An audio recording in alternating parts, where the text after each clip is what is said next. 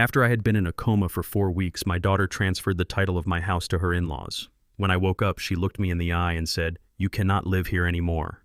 5 weeks later, my actions brought them all to their knees, begging for a forgiveness they would never receive. My name is Denzel. I am 70 years old, and my life shattered the moment I opened my eyes in a sterile hospital room. Before I continue this story, let me know where you are watching from in the comments below. Hit like and subscribe if you have ever had to stand up to family who underestimated your worth and mistook your silent love for weakness. The relentless beeping of the heart monitor anchored me to reality. 4 weeks earlier, a massive heart attack had dropped me to the floor of my own hallway. I survived. I blinked against the harsh fluorescent lights, expecting the familiar warmth of my daughter Aaliyah. Instead, the heavy wooden door swung open, and she walked in alongside her husband Bradley. They brought no warmth. Bradley wore a crisp designer polo shirt with his hands firmly shoved in his pockets. He stared at me with the detached calculation of a man evaluating a rusted piece of machinery. Aaliyah did not rush to my side. She did not offer a hug or a tear of relief. She walked to the edge of the mattress and tossed a faded cheap duffel bag onto my legs. The canvas hit my shins with a dull thud. "The doctor says you are stable enough to be discharged this afternoon," Aaliyah stated flatly. Her voice carried no emotion. "Your clothes are in the bag." I pushed myself up against the stiff pillows, ignoring the sharp pain radiating across my chest. I asked her what time we were going home. Bradley let out a sharp, mocking laugh. He stepped closer, deliberately blocking the sunlight pouring through the window. "There is no going home, Denzel," Bradley sneered. "That house does not belong to you anymore." I stared at him, forcing my lungs to draw in air. Aaliyah reached into her expensive leather purse and pulled out a single sheet of paper. She held it up just out of my reach. "Your medical bills were astronomical, Dad," she said. 4 weeks in the intensive care unit completely bankrupted you. I had no choice. I used my power of attorney to transfer the title of your house to Mitchell and Diane. Bradley's parents paid off your hospital debt. We rented you a room at a motel on the south side. It fits your fixed income much better. The south side was a dangerous slum. My house, a property I bought for pennies in the 80s in a red line neighborhood, now sat on the most coveted real estate in the city. It was worth over $2 million. I had laid the original oak flooring in that house with my own 2 hands. My wife Brenda took her last breath in our master bedroom. Aaliyah grew up running across that very floor. Now she stood here telling me she gave it away to her white in-laws to pay a debt that did not exist. I knew exactly what kind of insurance I carried. I spent 40 grueling years breaking my back at the auto plant. Every shift, every drop of sweat was dedicated to securing a premium union health plan that guaranteed lifetime comprehensive medical coverage for Brenda and me. I also had millions hidden in anonymous investment portfolios built quietly over decades. I did not owe this hospital a single dime. "My insurance covers everything," I said, my voice steady despite the burning in my chest. "I do not owe this hospital a single cent." Aaliyah flinched. A brief flash of panic crossed her face before she quickly masked it with cold indifference. She glanced at Bradley. Bradley simply smiled, a smug expression of absolute victory. "Insurance or not, the paperwork is signed and filed," Bradley said. "You signed the power of attorney the night you were admitted. The deed transfer is entirely legal. Mitchell and Diane moved their furniture in last weekend." The realization hit me like a physical blow. They had ambushed me when I was incapacitated. They shoved a document in my face while doctors pumped my veins full of heavy fentanyl just before my emergency surgery. They stole my home. My own flesh and blood conspired with a family that always looked down on me. I stared at Aaliyah. She could not hold my gaze. "The taxi will be downstairs at 3 o'clock, Aaliyah said quickly. "The motel address is written on a card inside your bag. Do not call us this week. We are going on a vacation to celebrate Bradley's new business venture." She turned on her heel and walked out the door. Bradley lingered for a moment, giving me one last look of utter disdain before following her. The heavy door clicked shut. The silence in the room became suffocating. I did not scream. I did not throw the duffel bag across the room or smash the water pitcher against the wall. Outward explosions of anger are reserved for the powerless. I reached out and pressed the red call button attached to my bed rail. I needed absolute confirmation of the betrayal. Within minutes, a floor nurse hurried into the room. I asked her to bring the hospital billing administrator directly to my bed. She noticed my serious tone and left without a word. I sat in the quiet room and mentally cataloged every sacrifice I had ever made for Aaliyah. After Brenda passed away, I overcompensated. I poured every ounce of my energy and resources into ensuring Aaliyah never felt the sting of lack. I paid for her Ivy League education in cash. I bought her first car and funded her lavish wedding to Bradley, ignoring the microaggressions his family constantly threw our way. I gave her everything she asked for, hoping to shield her from the harsh realities of the world. In doing so, I created a monster of entitlement. I enabled a daughter who could stand at the foot of my hospital bed and hand my legacy over to a man who despised me for the color of my skin and the calluses on my hands. 20 minutes later, a man in a crisp suit knocked gently and entered my room. He introduced himself as Mr. Harrison, the head of patient billing. I asked him for a complete, itemized breakdown of my account balance. He opened his tablet and scrolled through my file. "Mr. Washington," he said politely, "your union health plan is one of the best we see. Your balance is completely zero. Your coverage handled the surgery, the intensive care unit, and your entire recovery stay. You do not owe us anything." I asked him if my daughter or her husband had made any payments on my behalf. Mr. Harrison frowned and shook his head. "No, sir," he confirmed. "No outside payments were necessary or received." The final piece of the puzzle locked into place. The betrayal was absolute. Aaliyah had not made a panicked decision to save my life.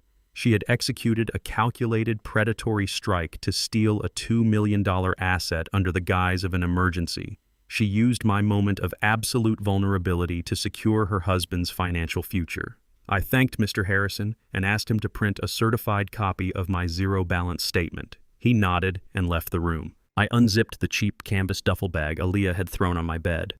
Inside lay a few worn shirts, a pair of old shoes, my discharge paperwork, and a single slip of paper bearing the address of a rundown motel. I was officially homeless in their eyes. My daughter and her husband believed they had outsmarted a dying old man. They assumed my calloused hands and quiet demeanor meant I was just a retired factory worker, weak and defenseless.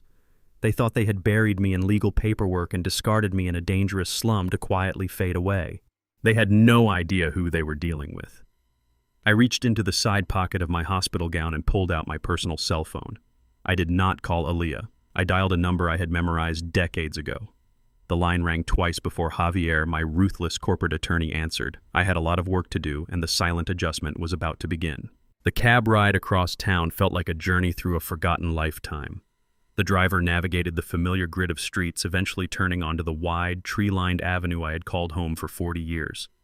I sat stiffly in the back seat, deliberately ignoring the dull, persistent ache still radiating across my chest. Aaliyah fully expected me to obediently head to the rat-infested motel on the south side. She grossly miscalculated my resilience. I instructed the driver to pull up to the curb directly in front of my address. A massive commercial moving truck occupied the entire driveway. Men in gray uniforms were aggressively hauling heavy furniture up my front steps. I paid the driver with cash from my wallet and stepped out into the crisp afternoon air. The severe physical weakness of a 4-week coma tried to pull me down to the pavement, but my mind was sharper than it had been in years. I adjusted the collar of my worn canvas jacket, steadied my breathing, and walked up the concrete driveway. Every brick, every wooden beam, and every window pane of this house held a profound memory. Brenda and I bought this property in the late 80s. Back then, the predatory banks had drawn a thick, unforgiving red line around this specific zip code. They blatantly refused to give a fair mortgage to a young black couple looking to build a stable life. I refused to be defeated by their systemic barriers. I worked grueling double shifts at the auto plant, saving every physical dollar in a steel lockbox until I could buy the foreclosed shell in pure cash. I spent countless nights on my hands and knees measuring and laying the original solid oak flooring plank by plank. Brenda painted the walls, planted the garden, and turned a discarded structure into an impregnable fortress. Over the decades, the city shifted. Ruthless developers swooped in, knocking down the old houses and erecting modern monstrosities in their place. The neighborhood gentrified at lightning speed. My stubborn refusal to sell turned my hard-earned sweat equity into a $2 million crown jewel. Now I watched careless movers drag a cheap, mass-produced velvet sofa across those very same hand-laid oak floors. I stepped through the open front door, ready to face the invaders. The living room was a chaotic scene of arrogant redecoration. Mitchell and Diane stood proudly in the center of the space, loudly barking orders at the hired movers. Mitchell wore a pristine, expensive golf shirt, holding a clipboard like a battlefield commander surveying his conquered territory.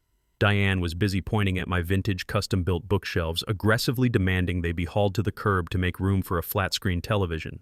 They turned around simultaneously and saw me standing in the foyer. The bustling noise of the room instantly died. Mitchell lowered his clipboard. A condescending smirk crawled across his face. He looked me up and down, his eyes lingering on my faded canvas jacket and the cheap hospital-issued sneakers on my feet. He saw exactly what he wanted to see. He saw a broken, defeated, and penniless old man. "I thought Aaliyah sent you to that motel on the south side," Mitchell said loudly, projecting his voice to make sure the movers could hear him assert his dominance. "You really should not be wandering around in your fragile condition. The hospital must have let you out far too early." Diane crossed her arms defensively, stepping closer to her husband to form a united front. "You cannot stay here, Denzel. This property belongs to us now. We have the legal deed. Aaliyah handled all the necessary paperwork to settle your massive medical debt. You should be thanking us on your knees for taking this tremendous financial burden off your hands." I did not say a word. I did not blink. I simply stood there, absorbing the sheer, breathtaking magnitude of their arrogance. They genuinely believed their own fabricated reality. They believed they were the saviors of a tragic situation rather than the architects of a massive theft. Mitchell sighed heavily, mimicking the exasperation of dealing with a confused child. He reached into his tailored slacks and pulled out a silver money clip. He peeled off a crisp $20 bill. He walked over with exaggerated swagger and shoved the money forcefully against my chest. "Take this," Mitchell commanded, his tone dripping with fake pity. "Call a cab. Go to your motel and get some sleep. You look completely exhausted, Denzel. That jacket looks like it belongs in a charity donation bin. Do not make a scene and force me to call the police to have you trespassed from our private property." I let the $20 bill flutter slowly to the oak floor. The silence in the room grew suffocatingly heavy. My absolute refusal to react unsettled them deeply. Mitchell took a sudden half-step back, his smirk faltering just a fraction as he realized I was not intimidated. I looked right past his shoulder. My eyes locked onto a stack of cardboard boxes pushed unceremoniously into the dark corner near the brick fireplace. I walked forward, brushing past Mitchell as if he were entirely invisible. I ignored Diane as she opened her mouth to protest my movement.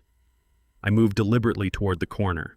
Nestled inside a battered, recycled cardboard box shoved callously between old gardening magazines and dusty television cables was Brenda's polished bronze urn. They had thrown my wife's sacred remains into a garbage box to make room for their tasteless velvet sofa. I reached down and lifted the heavy urn with both hands. The cool metal grounded my racing thoughts. I carefully brushed a thick layer of dust from the top lid. Brenda deserved far better than this profound disrespect. I deserved better than this. But true justice requires extreme patience, and absolute revenge requires flawless precision. I held the urn tightly against my chest. I turned around and faced the invaders one last time. I did not utter a single syllable to defend myself. The cold, unyielding contempt in my eyes was enough to make Diane look away in sudden discomfort. I began my walk toward the kitchen, intending to leave through the side door to avoid the busy movers at the front entrance. As I passed the massive marble kitchen island, a specific object caught my eye. A glossy, thick folder lay open next to Mitchell's half-empty coffee cup. The bold, unmistakable logo of a major national commercial bank was stamped across the top page. My decades of covert corporate financial experience kicked in instantly. I immediately recognized the rigid formatting of the legal document. It was a finalized loan disbursement sheet. I paused for exactly 2 seconds. My eyes scanned the bolded figures at the absolute bottom of the page. Mitchell and Diane had not merely taken ownership of my home to live in it. They had immediately ruthlessly leveraged it for rapid capital. The document confirmed a $1 million cash-out mortgage secured directly against the hard equity of my house. They stripped the financial lifeblood from my sanctuary the precise moment the ink dried on Aaliyah's forged power of attorney. My pristine, debt-free home was now leveraged to the absolute limit. They needed that massive amount of liquid cash for something incredibly urgent. They were draining the asset dry before the dust even settled. I adjusted my secure grip on Brenda's urn. I walked out the side door and stepped into the quiet alleyway. The cold wind hit my face, but a fierce, blazing clarity filled my mind. They thought they had successfully robbed a helpless, uneducated, retired factory worker. They were about to learn they had stolen from the ruthless chairman of a private equity empire. I walked toward the main road to flag down a passing cab. I had a very important phone call to make. The cab driver drops me off at the exact address Aaliyah provided. The Southside Motor Inn is a decaying concrete structure surrounded by chain-link fencing and neon signs with burnt-out letters. I pay the fare and step onto the cracked asphalt. I carry Brenda in my arms. I walk into the desolate lobby.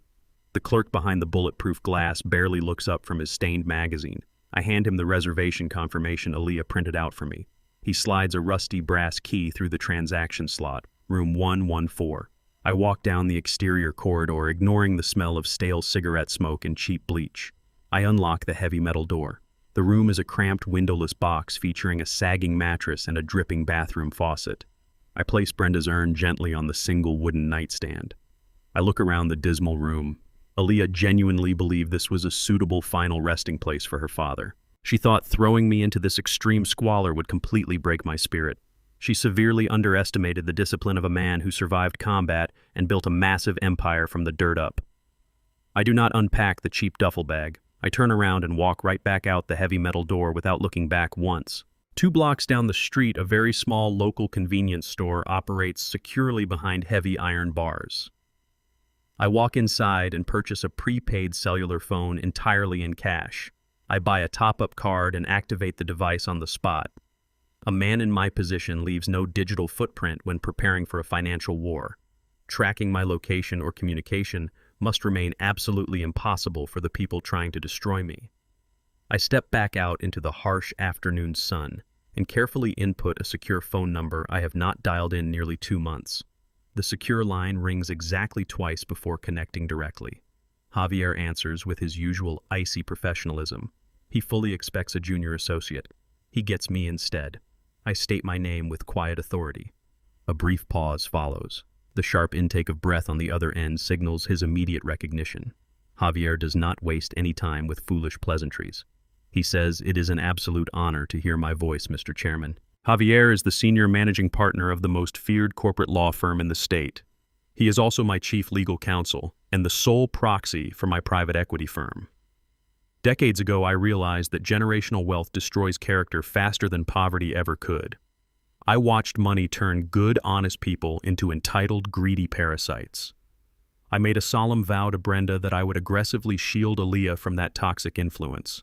I built my corporate empire entirely through anonymous shell companies and blind proxy boards. Aaliyah grew up completely unaware that her father controlled billions in commercial real estate and liquid assets. I deliberately gave her a comfortable middle-class life, hoping she would truly learn the inherent value of hard work and humility. My grand experiment failed miserably. She absorbed Bradley's insatiable greed and entitlement anyway. Now she was punishing me for a lack of wealth I never actually suffered from. I command Javier to drop whatever corporate merger he is currently handling. I give him a direct, uncompromising order. He must immediately access the county property registry and pull the official deed transfer records for my primary residence. I hear the rapid clicking of a mechanical keyboard over the speaker. Javier operates like a machine. Within 90 seconds, he has the digitized documents open on his highly secure server. He reads the details aloud.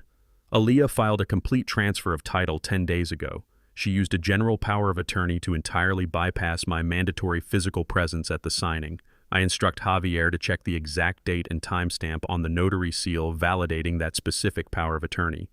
He reads the date clearly. The realization strikes me like a physical blow to the chest. The document was notarized on the second Tuesday of last month at exactly 4 in the afternoon. I reach into my canvas jacket and pull out the certified billing statement I forced the hospital administrator to print for me earlier today. I scan the itemized medical codes printed on the thick paper. On that specific Tuesday at that exact hour, I was not merely unconscious.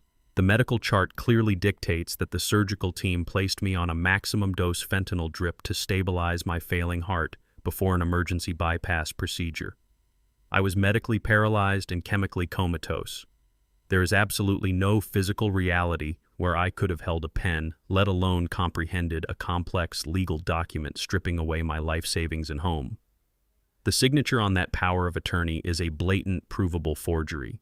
Aaliyah and Bradley committed a severe federal crime while I lay dying in a hospital bed.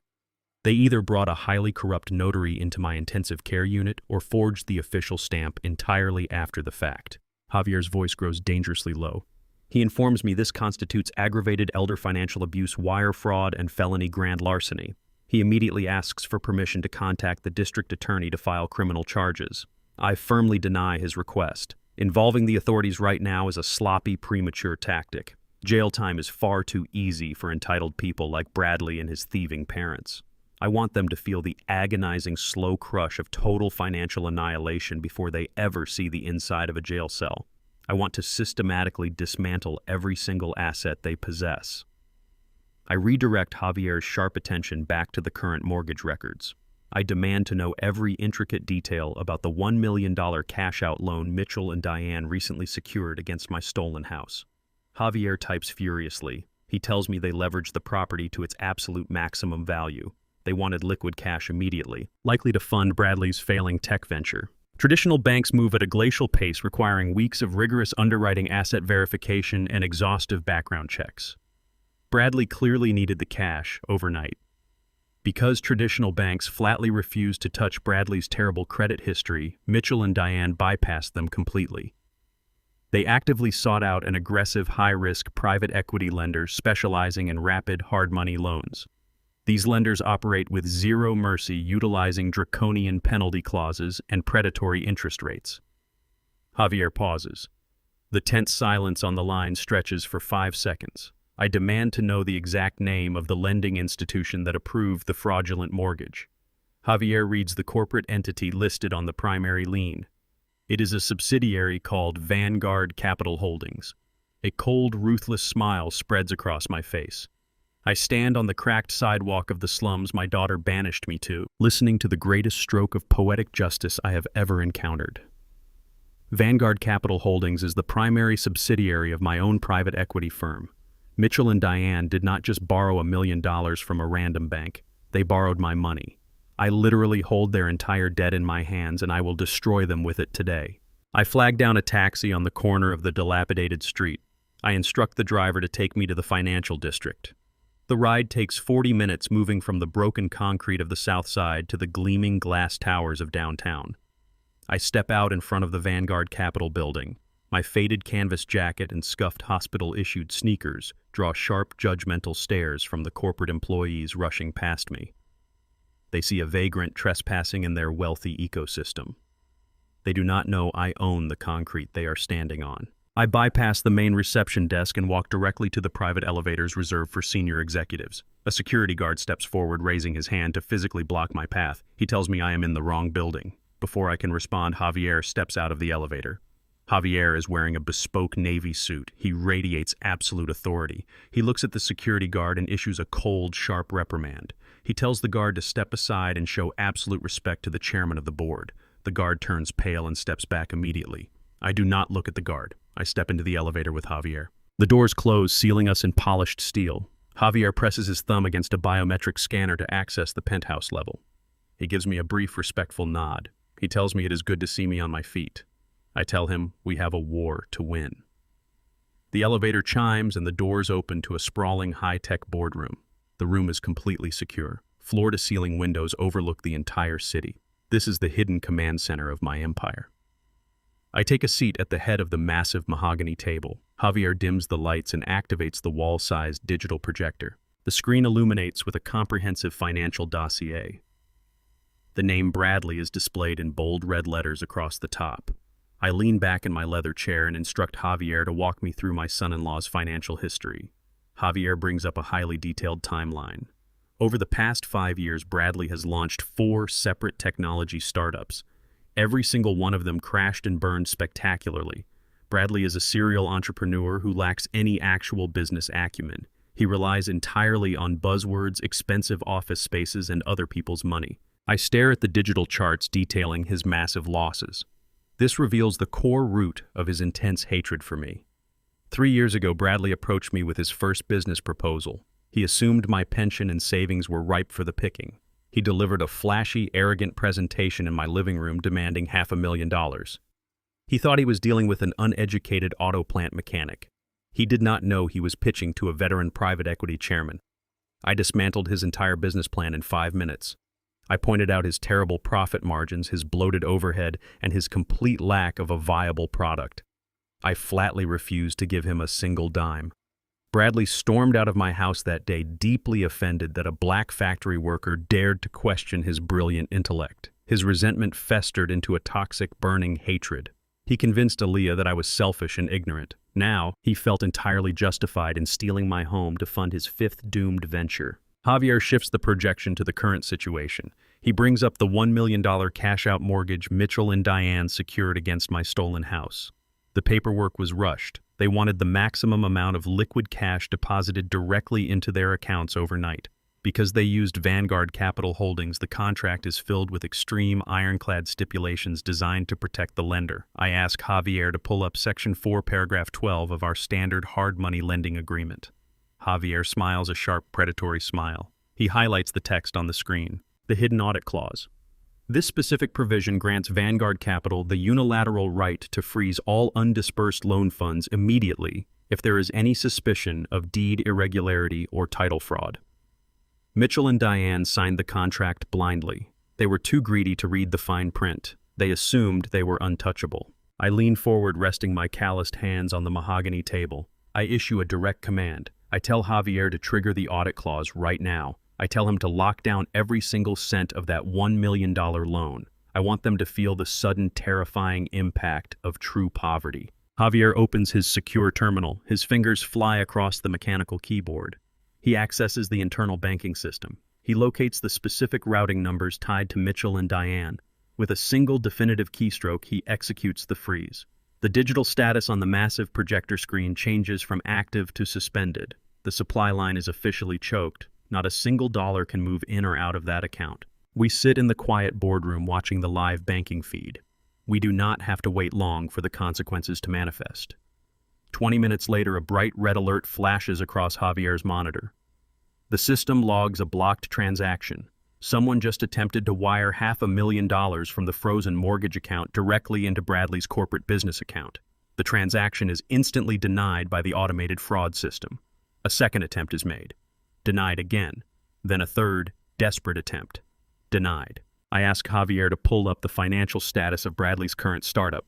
Javier cross-references the corporate registry. He uncovers the harsh reality of Bradley's desperation. Bradley's new company is completely insolvent. He has a massive payroll deadline approaching in exactly 48 hours. If he does not pay his engineers and developers by Friday morning, the company goes bankrupt and he faces severe federal penalties for wage theft. Bradley manipulated his parents into stealing my home specifically to secure this exact payroll injection. Javier's secure desk phone lights up. It is an incoming call routed from the frontline customer service desk of Vanguard Capital. Javier puts the call on speaker. The customer service representative states that a man named Bradley is on the line screaming at the top of his lungs about a blocked wire transfer. The representative asks for instructions. I tell Javier to have the representative inform Bradley that the account is under a mandatory federal compliance audit and then hang up the phone. Javier relays the message and cuts the line. My burner phone suddenly vibrates in my jacket pocket. It is a text message from a neighborhood informant I pay to keep an eye on my stolen house. The message contains a short audio clip. I press play. It is a recording captured from the sidewalk outside my property. Bradley is standing on my front lawn screaming into his cell phone. He is calling Aaliyah in a state of total unhinged panic. He tells her the bank just froze the entire loan. He screams that his business will completely collapse in 48 hours if he does not get that cash. He tells her they are entirely ruined. I turn off the phone and place it on the polished mahogany table. The trap has snapped shut. Bradley is suffocating under the weight of his own extreme financial incompetence. Aaliyah is about to realize that stealing her father's legacy did not buy her a luxury vacation. It bought her a front-row seat to her husband's absolute destruction. I look at Javier.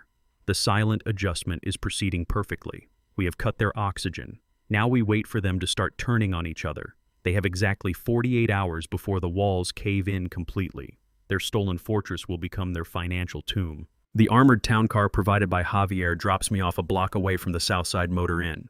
I walk the remaining distance through the cracked, garbage-strewn pavement. I deliberately return to this decaying concrete box because a hunter must always remain near the bait. I unlock the heavy metal door of room 114 and step inside the windowless space. The stale air smells of mildew and cheap bleach. I sit on the edge of the sagging mattress. Brenda's bronze urn rests untouched on the scratched wooden nightstand. I look at the polished metal and let the memories of my profound failures as a father wash over me. When Brenda passed away, a massive, unfillable void tore through our home. Aaliyah was completely devastated by the loss of her mother. I did not know how to fix her broken heart. I relied on the only language I understood at the time. I relied on hard work and extreme financial provision. I worked grueling double shifts. I funneled massive amounts of money from my early private equity investments into spoiling her. I bought her the newest cars, the most expensive designer clothes, and limitless luxury vacations. I mistakenly believed that shielding her from every physical and financial struggle would somehow protect her from emotional pain. I overcompensated to an extreme degree. I never let her hear the word no. I never allowed her to face the natural consequences of her own actions. Sitting in this dismal motel room, the bitter truth becomes undeniable. I did not protect my daughter. I completely crippled her character. My relentless financial shielding created a monster of absolute entitlement. I forged the very weapon she used to stab me in the back. I owe it to Brenda to finally correct that catastrophic mistake. A violent, frantic pounding shakes the heavy metal door. The hinges rattle against the concrete frame. I do not flinch. I check my watch. Exactly 3 hours have passed since Javier initiated the hidden audit clause and froze the $1 million mortgage. I stand up, smooth the wrinkles from my faded canvas jacket, and open the door. Aaliyah storms into the room. She wears a tailored silk blouse and expensive designer heels. She looks wildly out of place against the peeling wallpaper and stained carpet. Her face is flushed with a toxic mixture of panic and pure rage. She does not ask how I am feeling. She does not ask if my heart is holding up after a massive medical trauma. She paces the cramped floor, waving her manicured hands in the air. She screams that my bad karma is destroying her life. She blames my negative energy for the sudden catastrophic bank audit. She tells me Bradley is currently having a severe panic attack in their stolen living room because his payroll funds are completely locked. According to her twisted logic, the bank freezing the money is somehow a cosmic punishment for my stubborn refusal to gracefully accept my eviction. I watch her unravel. I offer zero emotion. I maintain a terrifyingly calm demeanor. I let her exhaust her frantic energy against my absolute silence. Aaliyah stops pacing. She glares at me, her chest heaving. She reaches into her designer leather purse and pulls out a single sheet of paper. She slaps the document down onto the small, wobbly laminate table in the corner of the room. She pulls a gold-plated pen from her pocket and demands my immediate attention. She explains that the fraud department at Vanguard Capital flagged the power of attorney. They cross-referenced the deed transfer date with my hospital admission records. The bank legally requires explicit written confirmation of my mental competency on the exact day the deed was signed. She demands I sign the document immediately. She tells me it is a post-dated medical consent form. It legally declares that I was fully lucid aware and completely willing to surrender my $2 million home on the very day the surgical team pumped my veins full of fentanyl. I stare at the paper. She is asking me to actively participate in her federal crime. She wants me to validate the forged notary seal and permanently sign away my sanctuary to save her arrogant husband from his own profound financial incompetence. I look my daughter directly in the eyes.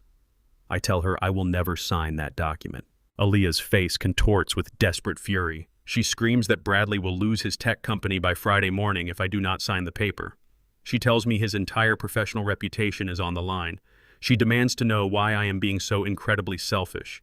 She claims I have no use for a large house or financial assets at my advanced age. She insists that I owe Bradley this money because he is the absolute future of our family. I step closer to her. My voice drops to a cold, unforgiving whisper. I tell her she firmly dug her own grave. I tell her she stood at the foot of my hospital bed and threw me away like broken machinery to appease a man who lacks the basic intelligence to run a profitable business. I break down Bradley's financial history in 3 brutal sentences. I state that he is a serial failure who burns through cash to mask his own profound mediocrity. I tell her she traded her father's legacy to fund a sinking ship. I inform her that accountability is not a shared asset. The massive consequences belong entirely to her. Aaliyah stares at me. The realization strikes her with brutal, undeniable force. She cannot manipulate me anymore. The tears of fake panic dry up instantly. Her expression shifts from desperation to vicious, calculating malice. She snatches the unsigned medical consent form off the laminate table and shoves it back into her designer purse. She tells me I have made a massive mistake. She states that if I refuse to legally confirm my competency to the bank, she will take extreme measures to prove I am entirely incompetent to the state. She points a manicured finger at my chest. She threatens to call Adult Protective Services the second she walks out the door. She promises to file a false, sworn affidavit claiming I suffer from severe violent dementia. She tells me she will have me forcibly removed from this wretched motel and permanently committed to a locked psychiatric ward. Once a state judge declares me medically unfit, she will automatically gain total legal guardianship over my life, my health, and my remaining finances. She turns on her heel and kicks the door open. She promises me that by tomorrow afternoon, I will be strapped to a hospital bed eating pureed food through a plastic straw while she signs the bank release forms as my court-appointed guardian. The heavy metal door slams shut, rattling the thin walls of the decaying motel room. I stand alone in the quiet space. Aaliyah thinks she just played her ultimate trump card. She does not realize she just handed me the exact weapon I need to trigger the next phase of her total, absolute destruction. I reach for my secure burner phone to call Javier. We have a trap to prepare. The morning sun barely pierced the grime-coated window of room 114. I sat on the edge of the sagging mattress waiting. Aaliyah promised to bring the full weight of the state crashing down upon my head. I knew the exact mechanics of a psychological ambush. I spent 20 years in the armed forces navigating hostile environments and analyzing enemy tactics before moving into the corporate bloodbath of private equity. My daughter believed a cheap motel and a terrifying threat would shatter my mental fortitude. She was incredibly mistaken. I spent the early hours of the morning drinking black coffee and arranging my paperwork on the laminate table. I did not pace. I did not panic. I sat in absolute stillness. At precisely 9 o'clock, heavy boots echoed against the concrete walkway outside my door. 3 sharp knocks rattled the metal frame. I stood up, smoothed the front of my canvas jacket, and opened the door. 2 police officers flanked a stern-looking woman holding a thick clipboard. The officers rested their hands near their utility belts, clearly briefed to handle an unpredictable, dangerous individual. The woman stepped forward, introducing herself as Sarah Jenkins, an agent with Adult Protective Services. She stated that they received an emergency distress call regarding my immediate welfare. I looked at the 3 of them with an unwavering clinical gaze. I politely stepped aside and invited them into the cramped room. The officers stepped inside, cautiously scanning the dismal surroundings. They expected to find a disheveled, confused old man living in squalor. Instead, they found a meticulously composed veteran standing beside a perfectly made bed. I gestured toward the 2 rickety chairs near the corner table. Agent Jenkins remained standing, clutching her clipboard tightly against her chest. She explained the severe nature of their visit. She stated that a direct family member filed a sworn affidavit late last night. The report claimed I suffered from rapid-onset dementia, experienced violent delusions, and posed an immediate critical danger to myself and the general public. The caller insisted I had wandered away from a medical facility and barricaded myself in this motel. Aaliyah painted a brilliant, terrifying picture of a broken mind. She weaponized the state apparatus to force me into a locked psychiatric ward. If Agent Jenkins deemed me a threat, the officers possessed the legal authority to place me in handcuffs and transport me to a mental health facility against my will. Once confined, Aaliyah would easily secure emergency medical guardianship. She would gain absolute legal control over every remaining asset tied to my name. I listened to the entire accusation without interrupting, keeping my facial muscles completely relaxed. In the military, panic equates to death. You neutralize a hostile escalation through absolute unyielding calm. I maintained steady eye contact with the lead police officer. I noted the way his rigid posture slowly began to relax as he observed my demeanor. I spoke with a quiet, authoritative cadence. I told Agent Jenkins that my daughter was currently facing a severe financial crisis. I explained that desperation frequently drives people to fabricate malicious lies to secure their own survival. Agent Jenkins frowned, clearly confused by my articulate response. She stated that the medical claims in the affidavit were highly specific. She asked if I knew what day it was, who the president was, and if I understood why they were evaluating me. I answered her basic cognitive questions instantly. Then I walked over to the laminate table and picked up a heavy sealed manila envelope. I had secured these documents exactly 24 hours ago with Javier's direct assistance. I handed the envelope to the social worker. I instructed her to read the contents carefully. Inside the envelope were comprehensive certified evaluations from 2 of the top neurological and psychiatric specialists in the state. The dates on the documents proved I completed a grueling 5-hour cognitive battery just yesterday afternoon. The specialists concluded that my mental acuity, memory retention, and executive functioning were absolutely flawless. I also included a copy of my recent hospital discharge summary, which explicitly cleared me of any neurological deficits following my heart attack. Agent Jenkins reviewed the dense medical files. Her eyes widened as she read the signatures of the renowned specialists. She handed the documents to the lead officer. He scanned the pristine paperwork and looked back at me with a newfound respect.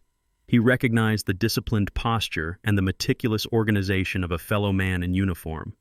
He asked me directly what branch I served in. I told him I served 2 decades in military intelligence before entering the private sector. The officer nodded, turning to the social worker. He stated plainly that they were wasting their time. The man standing before them was sharper than most of the recruits at the police academy. Agent Jenkins closed her clipboard, the stern, accusatory energy completely drained from her posture. She looked around the dingy motel room, clearly puzzled by the stark contrast between my obvious competence and my current living conditions. She asked me why a man with such a pristine mental and medical record was residing in a dangerous, low-income motel on the South Side. I told her the absolute truth. I explained that while I lay in a medically induced coma, my daughter used a general power of attorney to transfer the title of my home to her husband's parents. They evicted me the moment I woke up.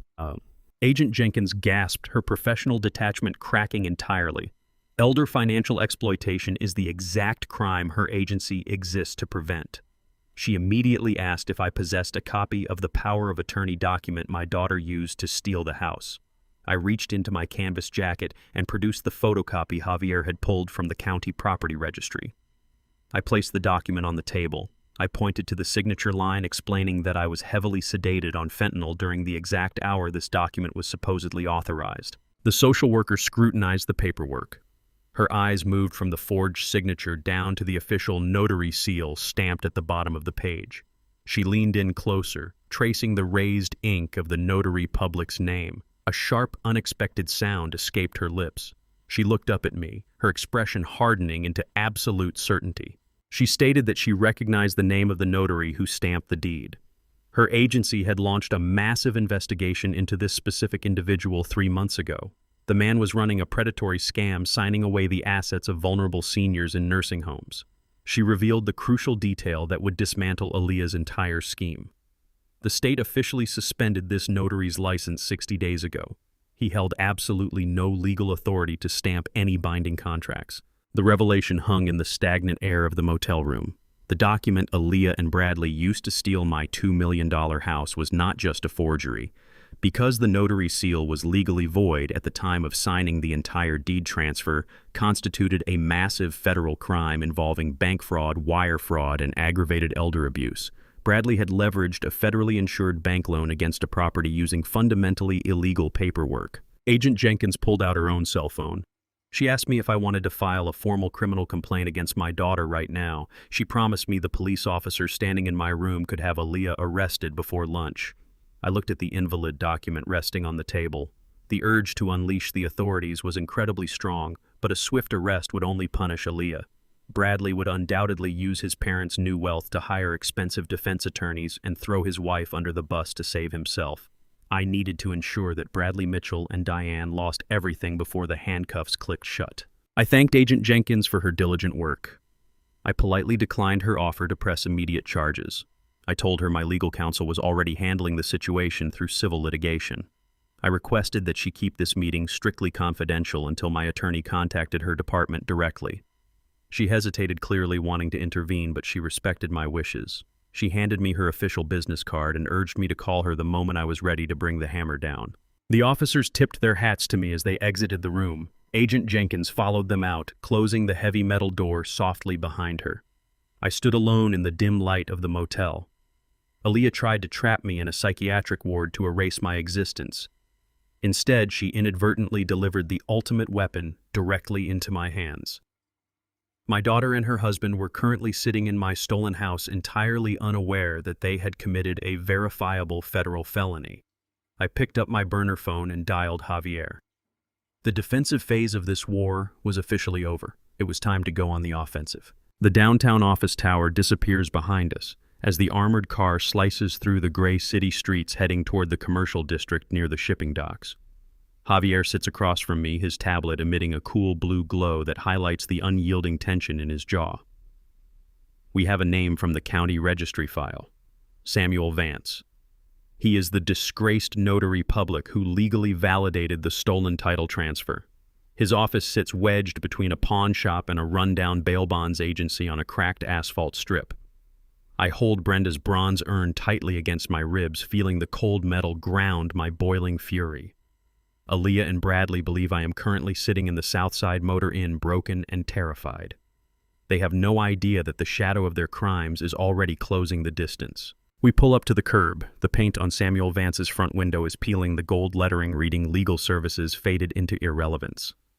Javier opens his car door with mechanical precision and tells me to let him handle the structural dialogue. I step out into the heat, the physical weakness from my 4-week coma threatening my balance, but my military discipline forces my spine straight. We walk inside. A single rust-colored desk sits under a flickering fluorescent light fixture. Samuel Vance looks up, a disheveled man in a stained tie, his eyes bloodshot and defensive. He looks at my scuffed sneakers and faded canvas jacket, immediately treating us like an inconvenience. He barks that he is closed for the day and tells us to get out of his office. Javier does not step back. He slides a leather-bound folder onto the desk, completely covering the man's papers. Javier delivers his words with the icy weight of a federal prosecutor. He addresses the man by his full legal title and states that Vanguard Capital Holdings has opened a formal investigation into a deed transfer executed 10 days ago. Samuel Vance tries to laugh it off, leaning back in his creaking chair. He scoffs that he handles hundreds of documents a week and tells us to take our complaints to the civil court clerk.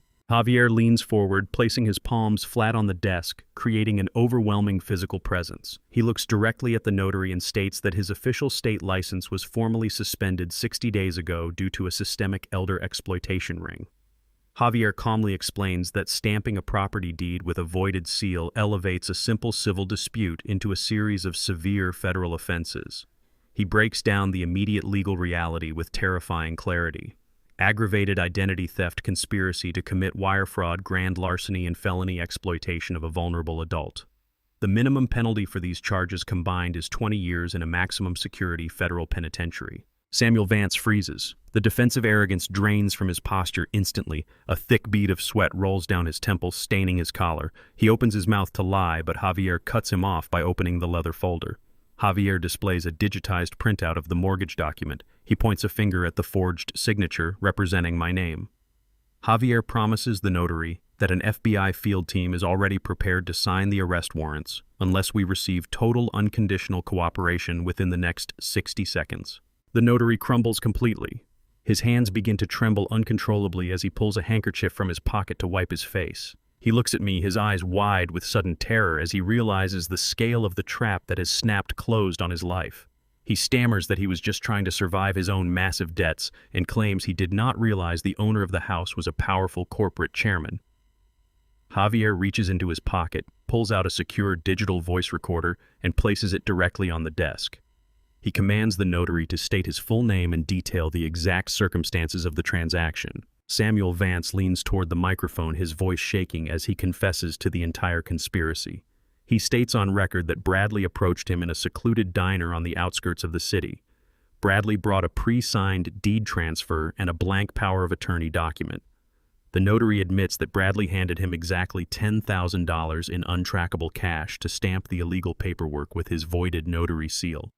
He confirms that the transaction took place on the second Tuesday of last month at exactly 4 p.m. I listen to the recording device capture the absolute truth of my dispossession. A cold, heavy weight settles into my chest. The timestamp matches the exact hour the hospital surgical team placed me on a maximum fentanyl drip to prepare my comatose body for an emergency bypass. I was medically paralyzed while my house was traded away for $10,000 in cash. I look at the sweating notary and ask the single question that has been burning a hole through my soul since I woke up from the coma. I demand to know who else was standing in that diner when the cash was exchanged. Samuel Vance looks down at his desk, unable to hold my gaze. He whispers that a young African-American woman was standing right next to Bradley. She matched the explicit description of my daughter, Aaliyah. The notary confesses that she was holding the legal clipboard completely silent, but fully aware of the transaction. She actively watched her husband hand over a bundle of stolen cash to validate a forged document against her own comatose father. The devastating revelation completely shatters my last remaining shard of parental hope. My daughter actively supervised a felony committed against her own comatose father. I raised a cold stranger who measured my absolute worth by asset values.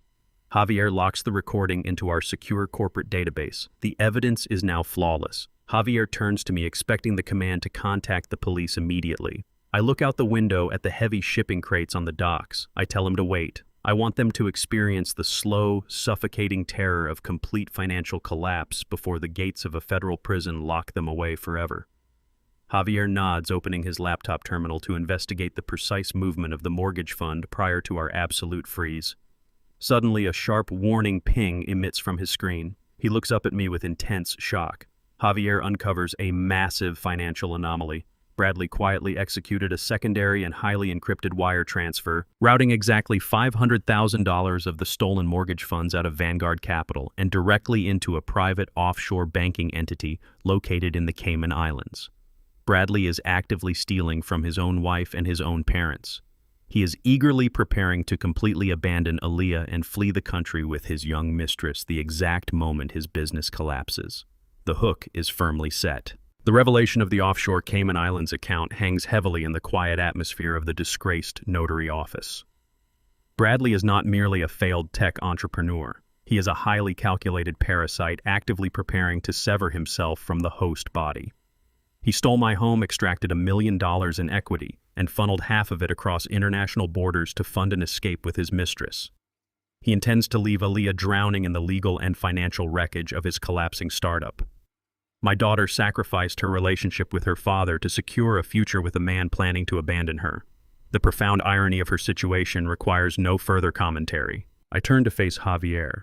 The frozen funds at Vanguard Capital successfully neutralized Bradley's immediate payroll obligations. He is currently bleeding out, desperately searching for a financial tourniquet to keep his company alive long enough to finalize his international flight. We will provide that tourniquet. We will hand him a lifeline constructed entirely of razor wire. I give Javier his next set of uncompromising instructions.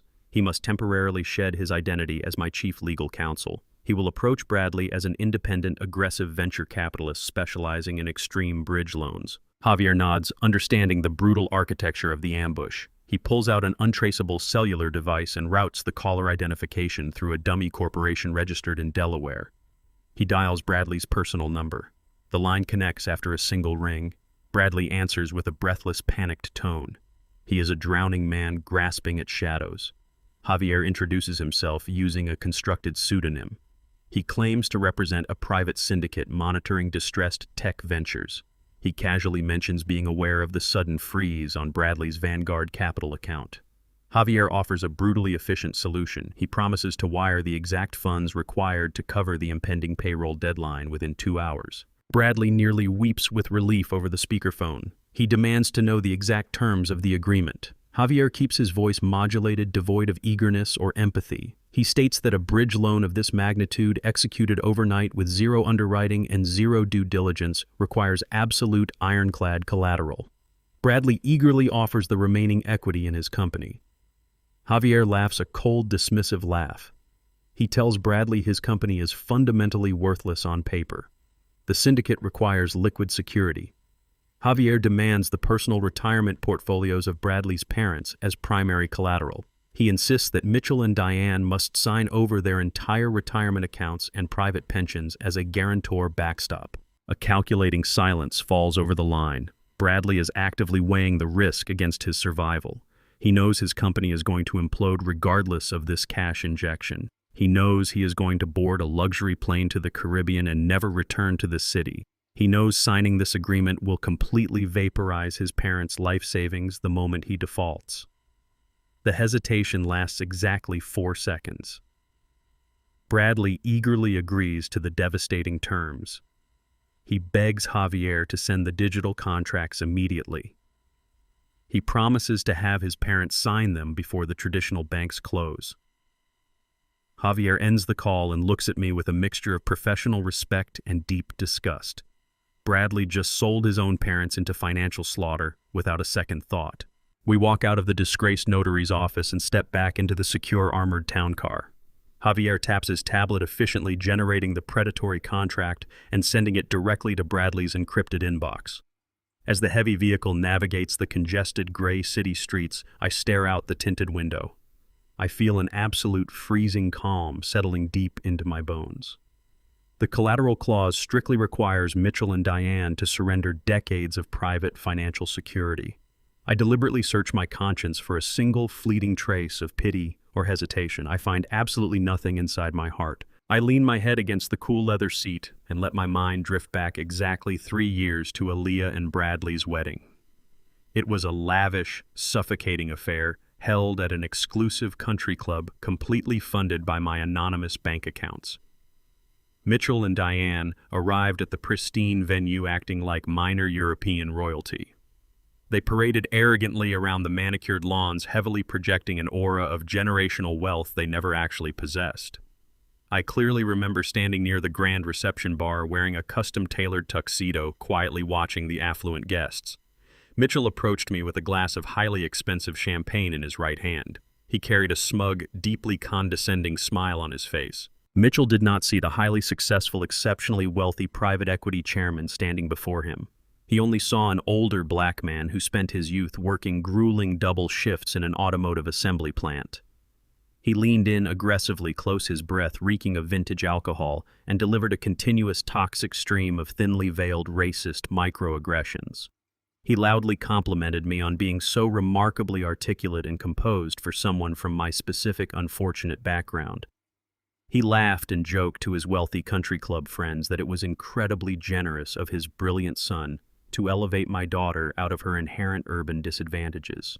He firmly patted my shoulder and told me I should be incredibly proud that Aaliyah was finally assimilating into a respectable, prestigious social class. I did not raise my voice that day. I did not shatter his jaw, though my extensive military training provided me with a dozen distinct ways to do so instantly.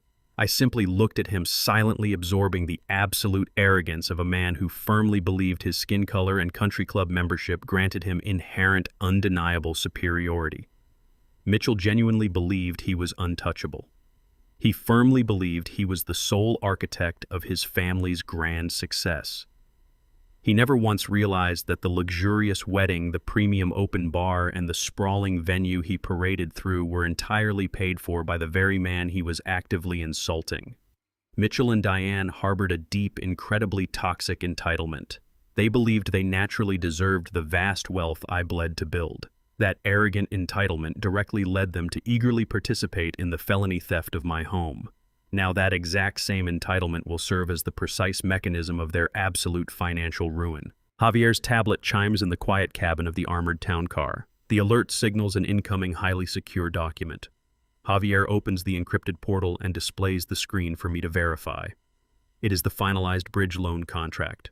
The final page features 2 digital signatures executed via an electronic notary system. Mitchell and Diane signed the heavy paperwork. They authorized the complete encumbrance of their retirement accounts. They did not read the fine print. They did not consult a legitimate financial advisor. They were blinded by their absolute faith in their son's fabricated genius and their own insatiable greed. They firmly believed this bridge loan would catapult Bradley's company into a massive public offering, showering them in unearned riches. Instead, they just legally chained their entire existence to a rapidly sinking ship. They handed me the keys to their financial destruction. The evening air is warm as Javier's armored car idles smoothly half a block away from my former residence. I sit in the rear seat and run my hands over the tailored fabric of my bespoke suit. For the past month, I wore a faded canvas jacket and scuffed hospital sneakers to project vulnerability. I allowed my daughter and her arrogant in-laws to see exactly what they wanted. They wanted a broken old man incapable of defending his territory. Tonight, that facade ends permanently. I adjust my silk tie and check the gold face of my wristwatch. Mitchell and Diane are hosting an extravagant housewarming party inside the home they stole from me. They invited their network of wealthy socialites to celebrate their fraudulent real estate acquisition. They are drinking imported champagne and toasting to their fabricated success. They are unaware that the bridge loan contract they signed yesterday afternoon chained their financial existence to a sinking ship. I step out of the vehicle and walk toward the property. The driveway is lined with luxury sedans. A hired valet rushes forward to intercept me, but the authority radiating from my posture forces him to step back. I do not spare him a single glance. I walk straight up the paved brick pathway and push the heavy oak front doors open. The interior of the house is brightly lit and filled with the chatter of affluent guests. A string quartet plays softly in the corner of the grand foyer. Waiters in white uniforms circulate through the crowd carrying silver trays of expensive appetizers. I step into the entryway and slowly scan the room. These are the exact wealthy socialites who attended Aaliyah and Bradley wedding 3 years ago. I remember their faces perfectly. I remember how they looked at me with thinly veiled contempt, whispering about the factory worker who somehow paid for such a lavish event. Back then, I stood in the corner and silently absorbed their racist microaggressions because I wanted my daughter to have a perfect wedding. Today, I owe these parasites absolutely no courtesy. I command the room simply by walking into it. My military discipline dictates every deliberate step I take across the hardwood floor. The physical presence of a man who controls billions in private equity assets immediately alters the atmospheric pressure in the room. The overlapping chatter begins to die down. The wealthy guests turn their heads, their arrogant smiles faltering as they register the power in my gaze. They part like a frightened herd, creating a clear path directly to the center of the sunken living room. Mitchell and Diane stand near the fireplace holding crystal flutes of champagne and laughing with local real estate developers.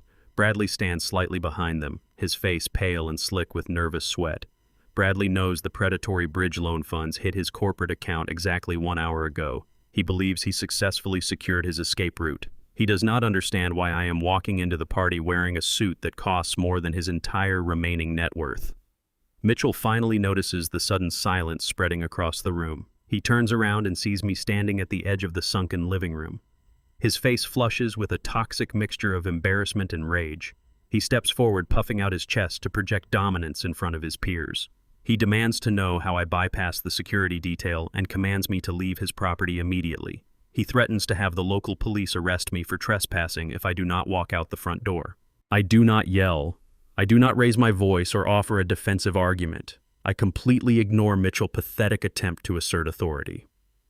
I walk slowly down the short flight of stairs and step directly into the center of the living room. The string quartet stops playing. A dead, suffocating silence grips the house. I reach inside the interior pocket of my charcoal suit jacket and pull out a thick, certified legal dossier secured in a heavy leather binder. I hold it up for a fraction of a second before dropping it directly onto the large glass coffee table separating me from Mitchell. The binder hits the glass with a loud, definitive thud that echoes off the vaulted ceilings. I look Mitchell directly in the eyes. I tell him his aggressive posturing is entirely useless because he no longer possesses any actual leverage. I inform him that the property he is standing inside is actively under a federal fraud investigation. I state clearly that the predatory bridge loan he and his wife guaranteed yesterday afternoon irrevocably locked their entire life savings and private retirement pensions into a legally binding collateral trap. Diane gasps loudly, clutching her diamond necklace. She steps forward, her voice trembling as she frantically asks Mitchell what I am talking about. Mitchell stares at the leather binder on the glass table as if it were a live, explosive device. His arrogant facade completely disintegrates. His hands shake violently as he reaches down and flips open the heavy cover. He expects to find the desperate, incoherent ramblings of a defeated old man. Instead, he finds highly classified, certified banking records pulled directly from the internal servers of Vanguard Capital Holdings. I do not give him the opportunity to misinterpret the data. I maintain my cold, emotionless tone and narrate the exact financial sequence mapped out on the pages before him. I explain that Vanguard Capital executed the bridge loan funding exactly as promised. However, the comprehensive audit trailing the funds immediately flagged a massive unauthorized diversion of capital. Mitchell's eyes dart across the highlighted bank routing numbers printed on the official documents. I inform the room that Bradley did not use the bridge loan to cover his immediate payroll obligations. I state that the moment the cash became liquid, he secretly executed a highly encrypted wire transfer. He funneled exactly $500,000 out of the corporate account and sent it directly into a private offshore banking entity located in the Cayman Islands. Bradley gasps, taking a frantic step backward toward the hallway. Aaliyah pushes her way to the front of the crowd, her face twisted in total shock. She stares at her husband, demanding an immediate explanation. Bradley stammers, unable to form a coherent sentence. I look at my daughter and deliver the final piece of evidence. I tell Mitchell to turn to the last page of the certified dossier. He flips the heavy paper over with shaking fingers. He stares at the official account details obtained from the Cayman Islands banking syndicate. I announce to the room that the offshore account holding the stolen money does not belong to Bradley. It does not belong to Aaliyah. The account is registered solely in the name of a 25-year-old woman. I state her full name clearly for the entire room to hear. I inform Mitchell and Diane that they chained their entire life savings to a son who is actively abandoning his wife to flee the country with his young mistress. The absolute truth hits the room like a physical shock wave. The absolute silence lasts for exactly 3 seconds. It is the heavy pressurized silence of a bomb dropping before the detonation. Then the shock wave rips through the sunken living room. The polite veneer of the affluent housewarming party shatters into a million jagged pieces. The wealthy socialites who moments ago sipped imported champagne and whispered condescending remarks about my presence now gasp and step back in collective horror. They instantly distance themselves from the radioactive center of the room. Diane drops her crystal flute. It shatters against the hardwood floor, spilling expensive wine across the polished grain, but she does not even look down. She covers her mouth with both hands, letting out a high, piercing wail of pure devastation. She stares at the certified banking records resting on the glass coffee table, fully comprehending that her luxurious lifestyle just evaporated into nothingness. Aaliyah lunges forward. Her designer heels click sharply against the floor as she shoves Mitchell aside to reach the leather binder. She snatches the heavy dossier with shaking hands. Her eyes frantically scan the highlighted offshore banking details. I watch my daughter read the undeniable evidence of her own profound foolishness. She traces the printed name of the young mistress currently holding the offshore account. She reads the exact sum of $500,000 stolen from the equity of the home she illegally transferred. The blood completely drains from her face, leaving her looking hollow and terrified. She looks up at Bradley, her chest heaving with shallow, erratic breaths. She realizes he is not a misunderstood genius. He is a calculated predator who financially gutted her and is currently preparing to leave her completely bankrupt to face the federal consequences alone. The devastating truth finally breaks through the thick layer of entitlement Aaliyah wore for years. Standing in the center of the stolen living room, clutching the irrefutable proof of her husband's treason, she experiences a brutal moment of absolute clarity. She suddenly understands why I never trusted the man standing across from her. She remembers a freezing evening 2 winters ago. Her car broke down on the side of a busy interstate. Bradley did not drive out to help her. He sat in their warm apartment complaining loudly over the phone about how her broken vehicle was severely impacting his extremely busy schedule and ruining his luck. I was the one who drove out in the freezing rain. I crawled under the chassis of her car on the wet asphalt, using my calloused hands to repair the busted alternator so she could get home safely. I demonstrated love through relentless action and silent provision. Bradley demonstrated love through empty corporate buzzwords and continuous demands for unearned capital. Aaliyah finally sees the stark, unforgiving contrast. I built an empire from the dirt up to protect her, and she actively helped a parasite dismantle it. She drops the leather binder back onto the glass table. She steps toward Bradley, her hands curled into tight fists. She screams his name, her voice cracking with a mixture of profound heartbreak and absolute rage. She demands to know if he truly intended to board a plane and leave her holding the ashes of their life. Bradley does not answer her. He does not offer a single word of apology or explanation to the woman he swore to protect. He takes another frantic step backward, his eyes darting wildly toward the massive sliding glass doors leading out to the rear patio. Bradley is a coward. When confronted with the devastating reality of his own actions, he does not stand his ground. He looks at the furious faces of his parents, the devastated expression of his wife, and the cold, unyielding authority radiating from my posture. He calculates his odds and chooses the path of least resistance. He turns on his heel and breaks into a desperate sprint toward the back of the house. He shoves past a waiter, knocking a silver tray of appetizers to the floor, and violently throws open the sliding glass doors. Mitchell erupts. The realization that his brilliant, highly educated son just sold his entire retirement portfolio to fund an international escape with a mistress violently overrides his country club decorum. The smug, condescending patriarch vanishes, replaced by a desperate, enraged man facing absolute financial annihilation. Mitchell lets out a guttural roar and charges after Bradley. He ignores the gasps of his wealthy friends and sprints out onto the dimly lit patio. I follow at a measured, deliberate pace, stepping through the sliding doors to observe the inevitable collapse of their toxic alliance. Bradley reaches the edge of the stone patio, scrambling to unlatch the heavy wooden side gate. He is fumbling with the iron mechanism when Mitchell crashes into him from behind. Mitchell tackles his own son against the wooden fence. The impact knocks the wind out of Bradley, sending them both tumbling onto the manicured grass. Mitchell grabs Bradley by the collar of his expensive dress shirt, hauling him upward. He shakes him violently, screaming in his face. He demands his life savings back. He demands to know how a son could willingly lead his own parents to the financial slaughterhouse. Mitchell raises his fist and strikes Bradley squarely in the jaw. The sickening crack of bone against bone echoes in the cool night air. Bradley stumbles backward, spitting blood onto the pristine lawn. He realizes his father will not let him walk away with the remaining stolen funds. Survival instincts kick in, overriding any remaining trace of familial loyalty. Bradley fights dirty. As Mitchell lunges forward for a second strike, Bradley drops his shoulder and drives his knee directly into Mitchell's stomach.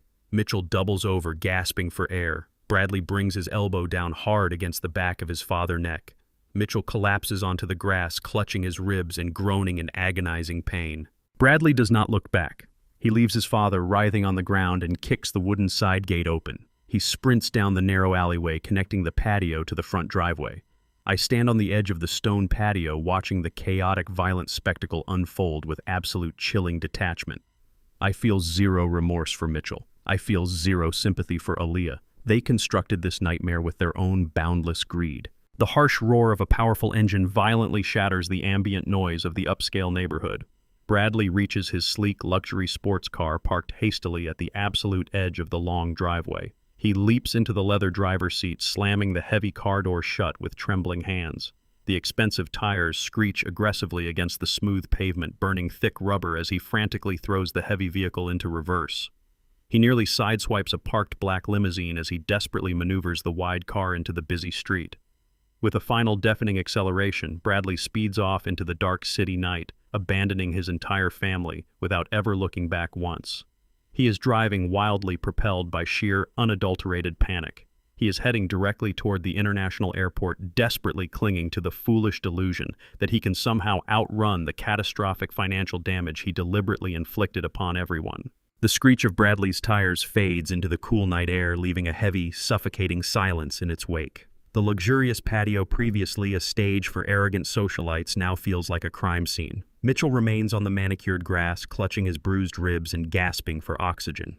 Diane stands paralyzed near the sliding glass doors, her expensive mascara running down her face in thick, dark lines. The elite guests who witnessed the violent spectacle have already begun a rapid, silent exodus. Luxury sedans quietly start their engines and slip away down the long driveway, eager to escape the radioactive blast radius of absolute financial ruin. They leave the architects of this disaster completely alone with the consequences of their boundless greed. The immediate shock evaporates. I stand on the edge of the stone patio, my posture rigid and unyielding. I do not offer a hand to help Mitchell off the ground. I do not offer a single word of comfort to Diane. I turn my attention back to the center of the living room where my daughter remains frozen. Aaliyah is staring at the empty space where her husband stood just moments ago. The leather binder containing the undeniable proof of Bradley's offshore account rests on the glass coffee table, an anchor dragging her directly to the bottom of the ocean. She slowly turns to face me. The arrogant, entitled woman who stormed into my motel room threatening to lock me in a psychiatric ward is gone. In her place stands a terrified, abandoned child facing the catastrophic reality of total destruction. Aaliyah takes a hesitant step toward me. Her tailored silk blouse is wrinkled, her designer heels clicking unsteadily against the hardwood floor. She crosses the room and stops 2 feet away from where I stand. The defiant fire in her eyes has been completely extinguished by the cold water of betrayal. Her lower lip trembles. She looks at the bespoke suit I am wearing, finally understanding the immense quiet power I have wielded all along. The realization that I possess the vast wealth she desperately craves finally breaks her. Aaliyah collapses. Her knees hit the polished floor with a sharp thud. She grabs the fabric of my trousers, her manicured fingers digging into the wool. She looks up at me, tears streaming down her face, and begs for salvation. She pleads with me to use my private equity billions to fix this nightmare. She begs me to pay off the predatory bridge loan to clear Mitchell and Diane's debt and to buy her a new life far away from this humiliation. She promises she will be a better daughter. She promises she will listen to me from now on. She offers empty words of contrition, hoping to trade them for a massive financial bailout. She expects the man who spoiled her with luxury cars and designer clothes to instantly write a check and make the pain disappear. I look down at my daughter, feeling the cold metal of my military discipline harden my heart. I look past her weeping face and remember the solemn vow I made to her mother. As Brenda lay dying in the sterile white hospital room holding my calloused hand, she made me promise to raise Aaliyah to be a strong, resilient woman. She wanted our daughter to have the grit and fortitude required to survive a harsh, unforgiving world. I failed that promise spectacularly. Driven by my own profound grief, I shielded Aaliyah from every struggle. I built a fortress of wealth around her, mistaking financial insulation for parental protection. My relentless overcompensation did not create a strong woman. It created a fragile, entitled monster entirely willing to sacrifice her own father to maintain her unearned comfort. Looking at her kneeling on the floor begging for a financial rescue, the absolute truth becomes crystal clear.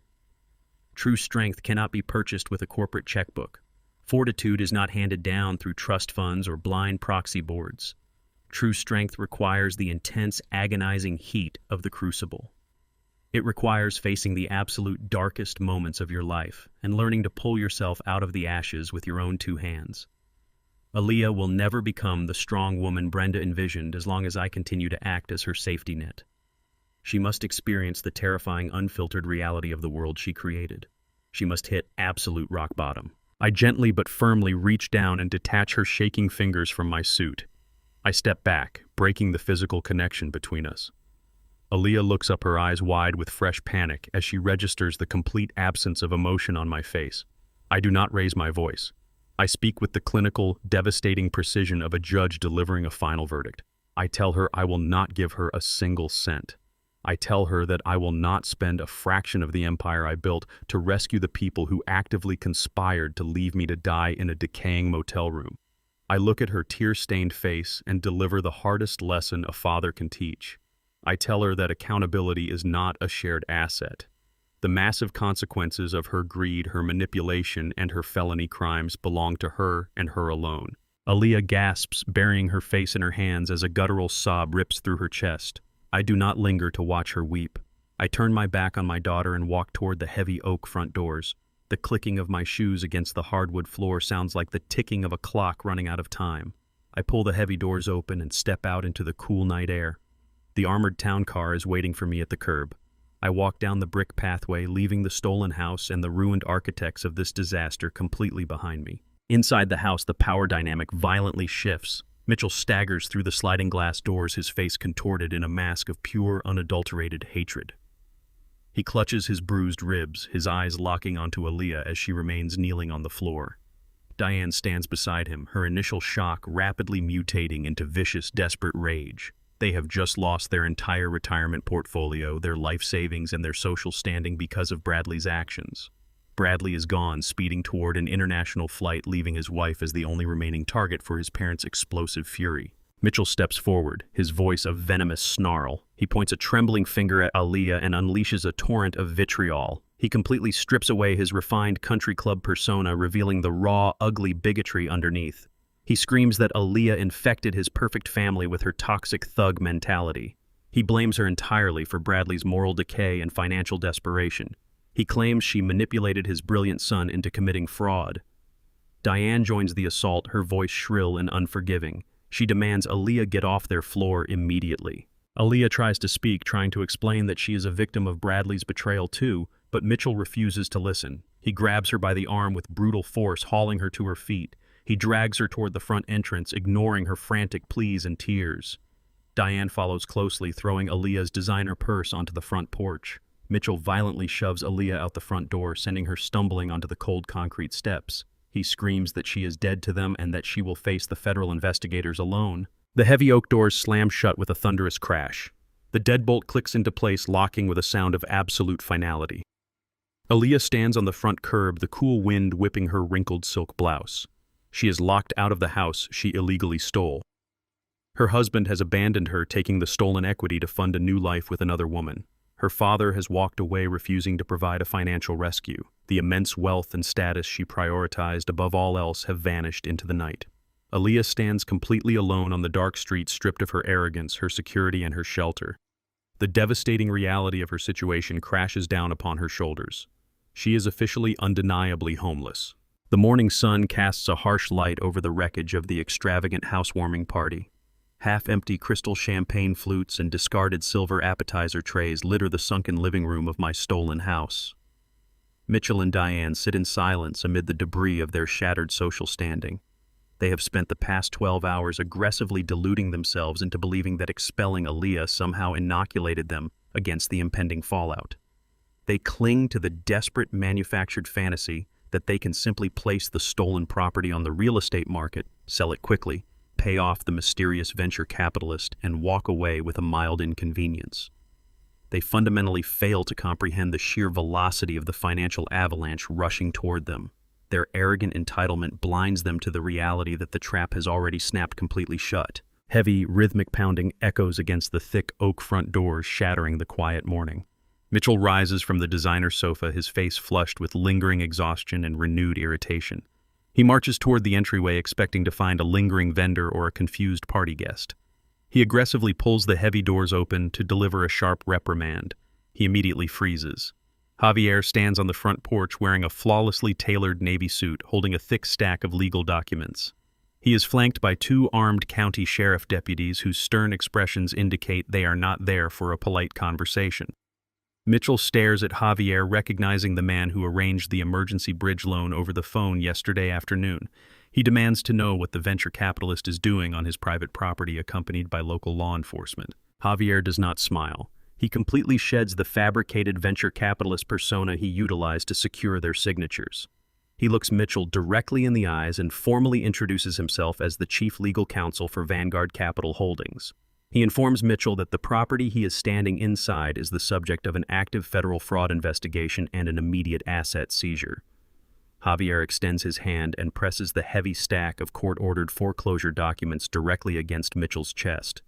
He states with absolute clinical precision that the bridge loan was immediately called into default at dawn. The primary borrower, Bradley, fled the legal jurisdiction of the United States and triggered an automatic acceleration clause. The entire loan balance, including exorbitant overnight penalty fees, is due immediately. Diane steps out into the foyer, her face draining of color as she listens to Javier systematically dismantle their lives. Mitchell stammers, his voice rising in panic as he insists that the house holds enough equity to cover the debt. He claims they will simply surrender the property to satisfy the aggressive loan. Javier shakes his head with cold professional pity. He directs Mitchell to page 4 of the binding contract he eagerly signed yesterday. Javier explains the brutal mechanics of the cross-collateralization clause. Bradley completely drained the equity of the home and wired $500,000 to an offshore account. The property itself is now severely underwater and technically belongs to Vanguard Capital Holdings, because Mitchell and Diane legally signed as primary guarantors to secure the desperate bridge loan. The massive remaining debt transfers directly to them. Javier delivers the final devastating blow. He informs them that Vanguard Capital has already executed emergency court orders freezing their personal banking accounts, their mutual funds, their private retirement pensions, and decades of accumulated life savings are currently being liquidated to satisfy Bradley's massive default. Mitchell and Diane did not merely lose a stolen house. They legally forfeited their entire financial existence. The sheriff deputies step forward, officially confirming the legal service of the documents. Javier turns his back on the horrified couple, walks down the brick pathway, and slides into the waiting armored town car. Mitchell drops the heavy papers onto the floor of the foyer, finally understanding that his own son used him as a human shield before jumping out of the burning plane. Panic entirely consumes Mitchell. He refuses to accept his absolute destruction. He scrambles to find legal representation to fight the immediate asset seizure. However, because his accounts are frozen, the prestigious, high-powered law firms he normally associates with refuse to take his calls. He is forced to scrape together a few $1,000s in hidden emergency cash to hire a desperate, low-tier civil defense attorney who operates out of a cramped strip mall office. Mitchell promises the man an absurd contingency fee if he can somehow secure an emergency injunction to halt Vanguard Capital. 72 hours later, we all convene in a sterile, fluorescent-lit courtroom in the downtown civil district. I sit quietly in the back row of the gallery wearing a dark bespoke suit projecting absolute authority. I watch Mitchell and Diane sit nervously at the plaintiff table alongside their completely outmatched attorney. They look exhausted, their country club arrogance replaced by sheer unadulterated terror. I look at the man representing them, a sweating lawyer frantically shuffling through unorganized folders, and I feel a profound sense of inevitability. I promised my late wife Brenda that I would build an empire strong enough to protect our family from any external threat. To honor that vow, I did not just acquire wealth. I built Vanguard Capital by employing the most ruthless apex predator contract lawyers in the country. My legal team specializes in dissecting multi-billion-dollar international acquisitions and destroying hostile corporate takeovers. My lead litigator stands at the defense table. She is a brilliant, terrifyingly precise woman who charges $1,000 an hour. She does not shuffle papers. She stands perfectly still, projecting the exact same unyielding discipline I demand from everyone in my inner circle. Mitchell's chief attorney stands up and attempts to argue that the bridge loan was signed under extreme duress. He stammers through a weak presentation claiming the contract's cross-collateralization clause is predatory and legally unenforceable. He desperately tries to paint Mitchell and Diane as innocent victims manipulated by a convoluted financial scheme. My litigator does not even bother to raise her voice during her rebuttal. She steps forward and calmly presents the judge with the certified electronic signatures, the verified timestamps, and the undeniable audio confession from the disgraced notary public. She smoothly outlines how Mitchell and Diane eagerly and voluntarily signed away their retirement funds to facilitate their son's flight from federal prosecution. She exposes their direct complicity in the fraudulent transfer of my property. She wields the law like a surgical scalpel, effortlessly cutting through the pathetic defense. She completely annihilates the opposing counsel's argument in less than 4 minutes. Mitchell watches his desperate lawyer fold under the immense pressure, offering no further resistance. The presiding judge adjusts his glasses and looks down at the irrefutable mountain of flawless evidence presented by Vanguard Capital. He looks at Mitchell and Diane with visible disdain. He brings his wooden gavel down with a sharp, echoing crack. The judge dismisses Mitchell's request for an injunction with absolute prejudice. He rules that the bridge loan contract is entirely legal binding and enforceable. He officially grants Vanguard Capital the immediate right to liquidate the parents' retirement portfolios.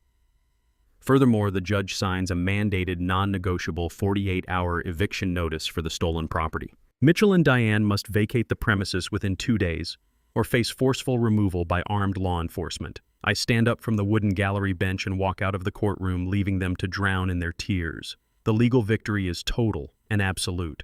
However, the entitlement deeply rooted in Mitchell's mind refuses to accept defeat.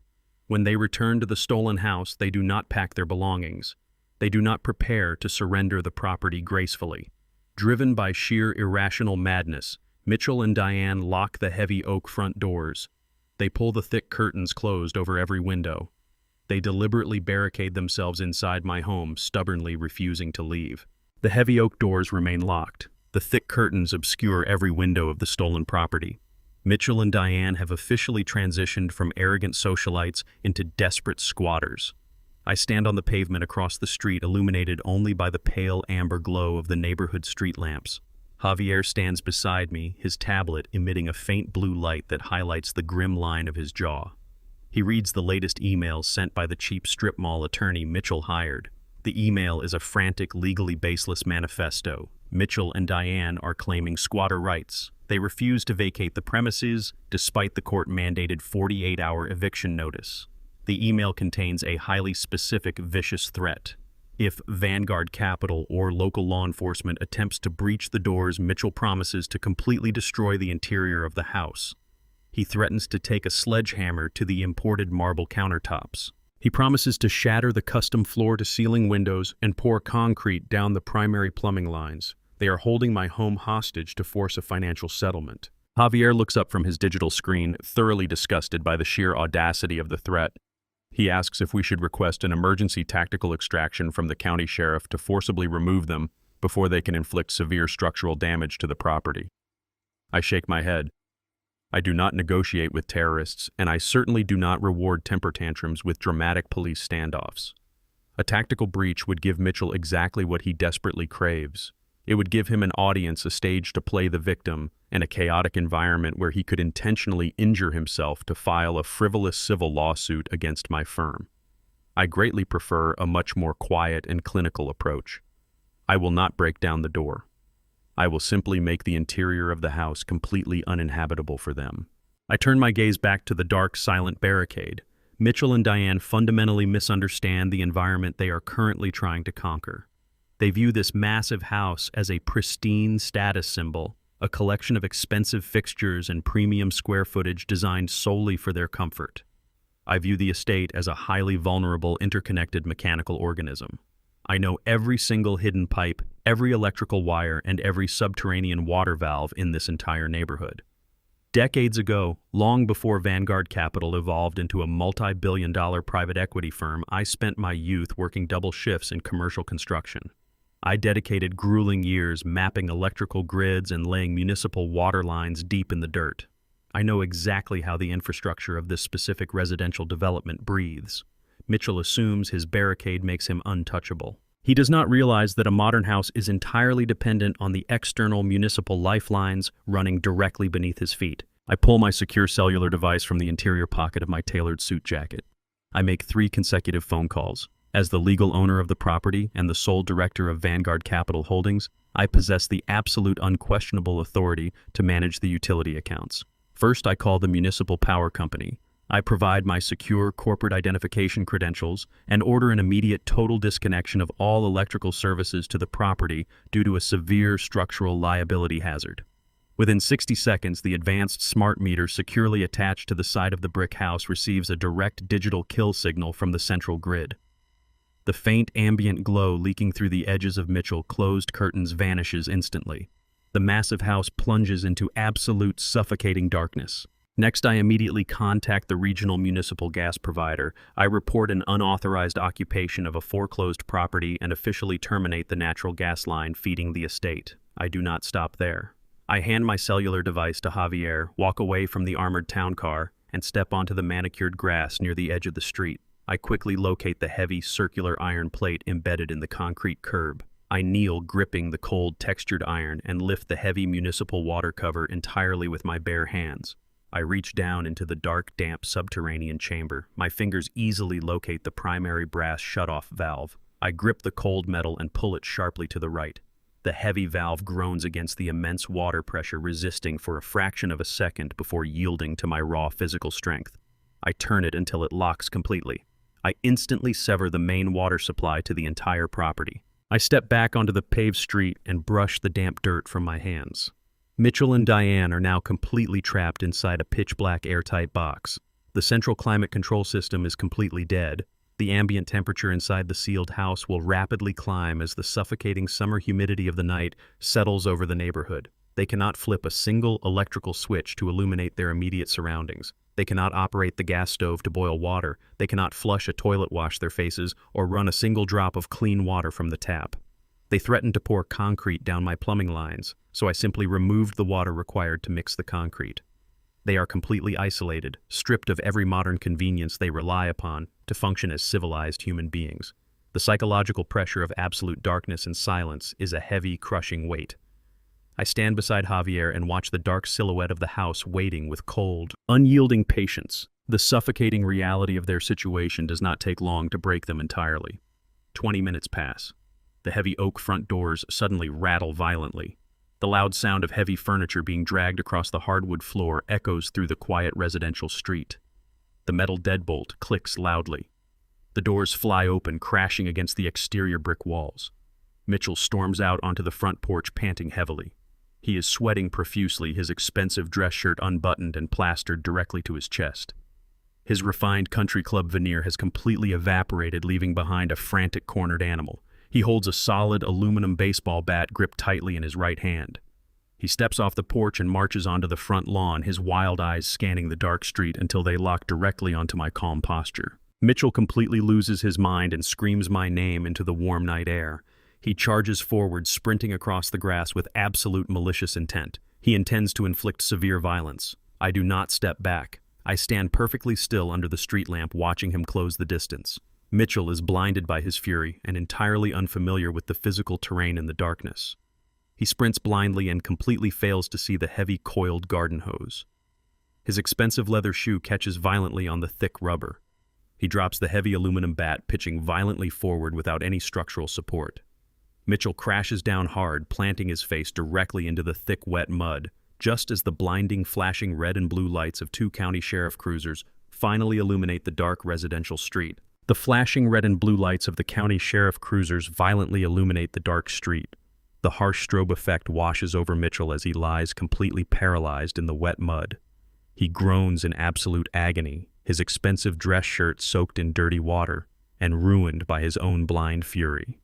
The deputies exit their vehicles with their hands resting securely on their holsters. They loudly command Mitchell to drop the aluminum baseball bat and stay flat on the ground. Mitchell tries to utter a defense, but his voice cracks into a pathetic, breathless wheeze.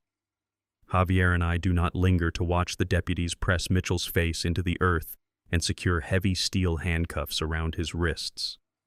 The objective at the estate is completely fulfilled. We turn away from the pathetic spectacle slide into the premium leather seats of the armored town car and instruct the driver to leave the perimeter. The heavy vehicle glides smoothly away from the curb, leaving the ruined patriarch to explain his violent trespass to law enforcement. Javier opens a secure tactical laptop on his knees and establishes a highly encrypted digital connection. I stare at the high-definition video feed streaming directly from the International Airport Terminal. I possess a long-standing relationship with the Regional Director of Airport Security, a contact cultivated through years of managing corporate logistics for Vanguard Capital. I did not wait for Bradley to panic and run before alerting the federal authorities. I set the trap 3 days ago, the precise moment the disgraced notary public confessed his crimes into Javier's digital recorder. I forwarded the unedited audio file directly to the regional field office of the Federal Bureau of Investigation. The federal agents immediately opened a grand jury probe into aggravated identity theft and large-scale corporate embezzlement. They placed an invisible, automated watch on Bradley's passport profile. He has been a completely dead man walking since Tuesday afternoon. He simply lacked the intellectual capacity to realize the crosshairs were already locked onto his neck. On the glowing digital feed, Bradley strides rapidly through the sliding glass doors of the departure terminal. He is tightly gripping the hand of a blonde woman in her mid-20s. She wears designer sunglasses indoors and casually drags a piece of luxury carry-on luggage. That piece of luggage was purchased using the stolen equity extracted directly from my home. Bradley constantly checks over his shoulder, his eyes darting frantically across the crowded concourse. He forcefully pushes his way past tired families and exhausted business travelers entirely consumed by his desperate need for self-preservation. He heads directly for the first-class international boarding lane. His ultimate destination is Geneva. He operates under the profound delusion that the Swiss banking syndicate will successfully shield his stolen $500,000 from American judicial jurisdiction. He slaps his premium passport onto the marble ticketing counter, aggressively demanding immediate clearance from the airline staff. Bradley is sweating profusely, his expensive suit jacket hanging loosely over his panicked frame. He believes he successfully severed his legal ties to his imploding tech startup. He believes he has successfully discarded his bankrupt parents to absorb the financial shockwave. He believes he has completely abandoned his wife to face the devastating fallout alone. He believes he is a master manipulator who outsmarted a billionaire. The ticketing agent scans the passport. The silent, automated federal alarm triggers instantaneously across the airport security grid. The agent maintains a flawless, highly trained customer service smile. She politely asks Bradley to wait just one moment while the internal system processes his premium boarding pass. Bradley angrily taps his fingers on the marble counter, loudly complaining about the unacceptable delay and threatening to have the woman fired. He never notices the tactical formation quietly closing the perimeter around him. 6 federal agents in plain clothes converge seamlessly on the first-class boarding lane. They move with lethal, coordinated precision, completely cutting off every possible physical escape route. Before Bradley can register the sudden shift in the crowd, Dynamics, a heavy hand, clamps onto his shoulder with bone-crushing force. An agent drives a tactical boot directly into the back of Bradley's knees. His legs buckle instantly. Bradley collapses hard onto the polished terrazzo floor of the terminal. 3 agents swarm his body, pressing his face roughly against the cold tile. They aggressively twist his arms behind his back and secure heavy steel handcuffs tightly around his wrists. The lead agent stands over his prone body and loudly recites the formal federal charges for the entire crowded terminal to hear.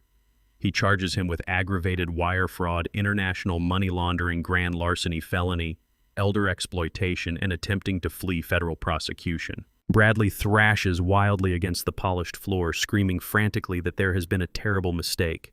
He begs the agents to check his banking credentials. He screams that he is a wealthy tech executive and demands to speak to his corporate lawyer. His young mistress takes exactly one look at the federal badges flashing under the terminal lights. She does not offer a single word of protest or support. She instantly drops the handle of her luxury luggage, turns on her heel, and completely vanishes into the dense crowd of onlookers. She abandons him the exact same way he intended to abandon his own family. The video feed cuts out as the federal agents drag a weeping Bradley through a restricted access security door. Javier closes the laptop. The armored town car merges onto the highway, gliding smoothly toward the downtown financial district. My secure cellular device vibrates exactly 1 hour later. It is an encrypted text message from my federal contact detailing the preliminary events inside the airport interrogation room. Bradley lasted exactly 4 minutes inside the sterile holding cell before his inherent cowardice completely consumed him. Facing a mandatory minimum of 20 years in a maximum security penitentiary, he desperately searched for a human shield to absorb the punitive damage. He did not invoke his right to remain silent. He did not request the presence of a defense attorney. He immediately threw his own wife to the wolves. Bradley explicitly told investigators that Aaliyah masterminded the entire financial operation. He officially claimed that Aaliyah unilaterally forged the power of attorney documents. He stated on the federal record that she physically forced him to execute the theft against her comatose father to fund his struggling company. He painted himself as a manipulated victim acting entirely under the aggressive coercion of a greedy daughter. Bradley handed the Federal Bureau of Investigation a signed sworn statement declaring Aaliyah the primary architect of the felony fraud. He willingly offered to testify against her in open court in exchange for absolute federal immunity. My daughter completely sacrificed her relationship with her father to secure her elevated social status with a man who just legally engineered her immediate federal imprisonment. The hook is set, and the final stage of absolute accountability is actively in motion. The flashing neon sign of the roadside motel casts a sickly red glow across the peeling wallpaper of room number 12. Aaliyah sits on the edge of a stained mattress, shivering in the damp air. This cheap highway stop is a massive departure from the sprawling suburban estate she illegally occupied just 48 hours ago. She has spent the past 2 days checking her drained bank accounts and staring at unanswered text messages sent to a husband currently sitting in federal custody. She holds her dead cellular device in her trembling hands, paralyzed by the sheer magnitude of her isolation. She is unaware her exact location was pinpointed the moment she used her credit card to purchase a single bottle of water at a nearby gas station. The flimsy wooden door of the motel room does not just open, it violently explodes inward, splintering off its hinges with a deafening crack. 6 armed agents of the Federal Bureau of Investigation flood the tiny space. They move with terrifying, practiced precision. High-lumen flashlights cut through the dim red light, blinding Aaliyah instantly. A tall agent wearing a tactical vest shouts uncompromising commands, ordering her to keep her hands visible and drop to the stained carpet immediately. Aaliyah freezes in absolute terror. She has spent her entire adult life insulated by unearned wealth and arrogant entitlement. She has never faced a physical threat, let alone a coordinated federal raid. An agent grabs her by the shoulders, forcing her down against the abrasive floor. Heavy steel handcuffs bite painfully into her delicate wrists. As the lead agent coldly recites her Miranda rights, the reality of her criminal actions finally shatters her manufactured reality. They march her out into the humid night air, forcefully pushing her into the back of a dark government vehicle. The ride to the downtown federal building is executed in complete, suffocating silence. Aaliyah stares out the barred window, watching the city lights blur into a continuous stream of hostile shapes. The intake process is a brutal, methodical stripping of her remaining dignity. She is fingerprinted, photographed under harsh fluorescent bulbs, and forced to surrender her designer clothing for an oversized orange jumpsuit. Every ounce of her country club arrogance is systematically dismantled by the unforgiving machinery of the criminal justice system. She is no longer the wealthy wife of a tech visionary. She is federal inmate number 409, a primary suspect in a massive interstate fraud and elder exploitation ring. Two agents escort her into a freezing interrogation room. The space is devoid of comfort. It features a solid steel table securely bolted to the concrete floor and a large, intimidating two-way mirror covering the right wall. The air conditioning vents push a steady stream of frigid air into the cramped room, causing Aaliyah to shiver uncontrollably in her thin jumpsuit. The heavy metal door clicks shut behind her, echoing with a profound sense of finality. Aaliyah sits on the rigid metal chair, wrapping her handcuffed wrists around her torso in a desperate attempt to generate warmth. 5 minutes pass in agonizing silence before the heavy door opens again. The lead federal investigator steps into the room.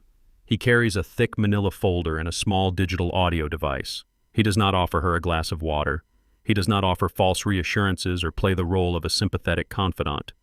He places the manila folder onto the steel table and sits directly across from her.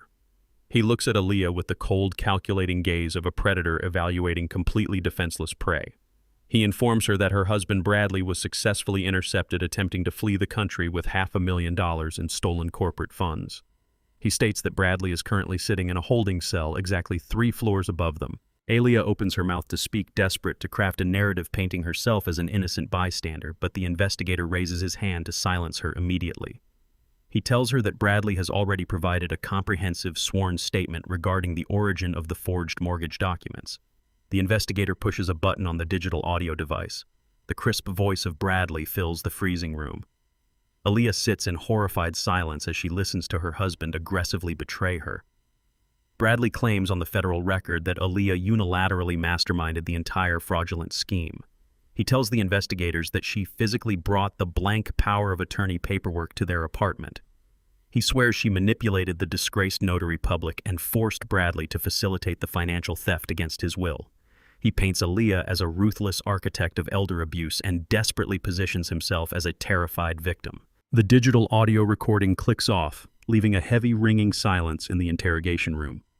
Aaliyah stares at the black digital device, her chest heaving with shallow, panicked breaths. She clearly remembers a specific conversation she had with her father many years ago.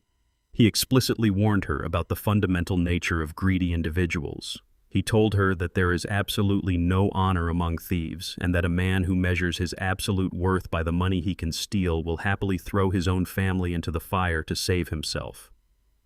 Aaliyah ignored the warning back then, dismissing it as the cynical rambling of a man who worked too hard. Now sitting in a freezing federal cell, Denzel's words echo with terrifying prophetic accuracy. Bradley did not just abandon her. He deliberately constructed a flawless legal narrative to ensure she takes the full punitive impact. The federal investigator leans forward, resting his forearms on the cold steel table. He breaks down the immediate legal reality with absolute clarity. Aaliyah is officially facing charges of aggravated identity theft conspiracy to commit wire fraud, grand larceny, and felony exploitation of a vulnerable adult. The investigator informs her that Bradley has officially signed an agreement to testify against her in open court in exchange for absolute federal immunity. He states that the minimum combined penalty for her charges is exactly 20 years in a maximum security federal penitentiary. 20 years locked inside a concrete cage. 20 years completely stripped of her freedom status and luxury. The devastating weight of the impending sentence crashes down upon her shoulders, utterly crushing her remaining resolve. Aaliyah begins to weep, her tears falling onto the cold steel table. She is completely outmatched, entirely bankrupt, and now totally defenseless against the immense power of the federal government. The investigator watches her cry for a brief moment before standing up. He informs her that standard procedure dictates she is legally entitled to make a single telephone call. He slides a heavy secured landline receiver across the steel table and steps back toward the door. Aaliyah stares at the phone with blurry, terrified eyes.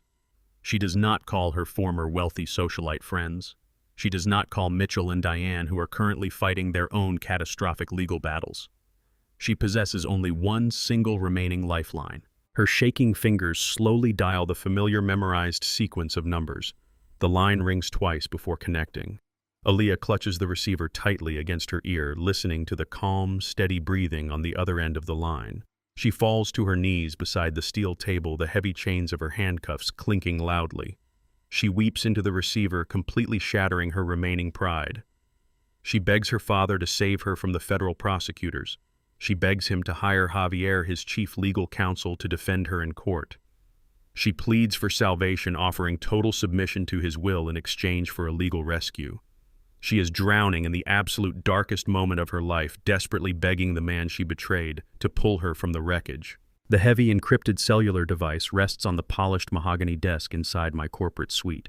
The digital screen illuminates the dark room, vibrating with a harsh, rhythmic intensity. I stare at the caller identification displaying the local federal detention center.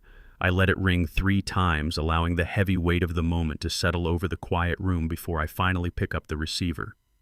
I press the cold glass against my ear and say absolutely nothing.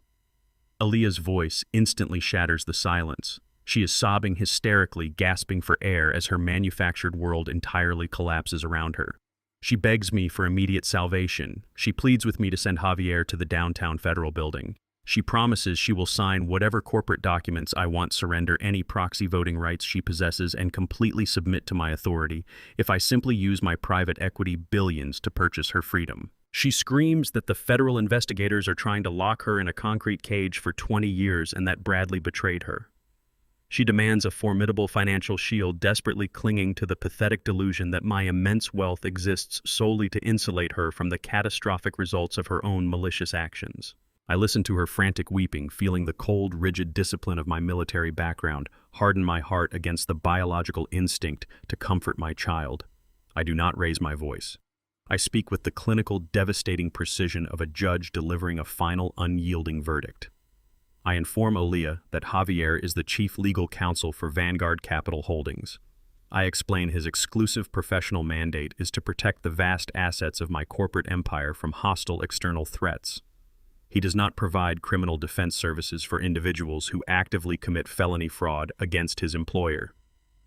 I tell my daughter that the absolute consequences of her forged signature have finally arrived.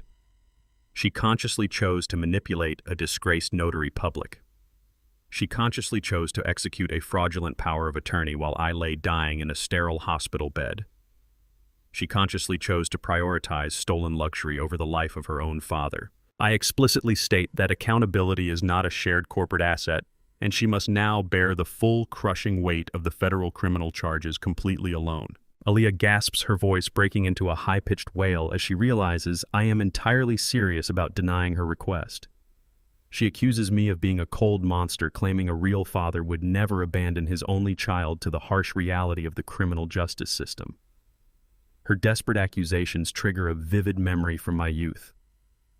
Decades ago, long before I built Vanguard Capital into a global financial apex predator, I was a reckless young soldier serving in the military. Driven by arrogant defiance and foolish pride, I made a severe tactical error that endangered my entire unit. I was instantly stripped of my rank and thrown directly into the military brig. I remember the freezing temperature of that concrete cell.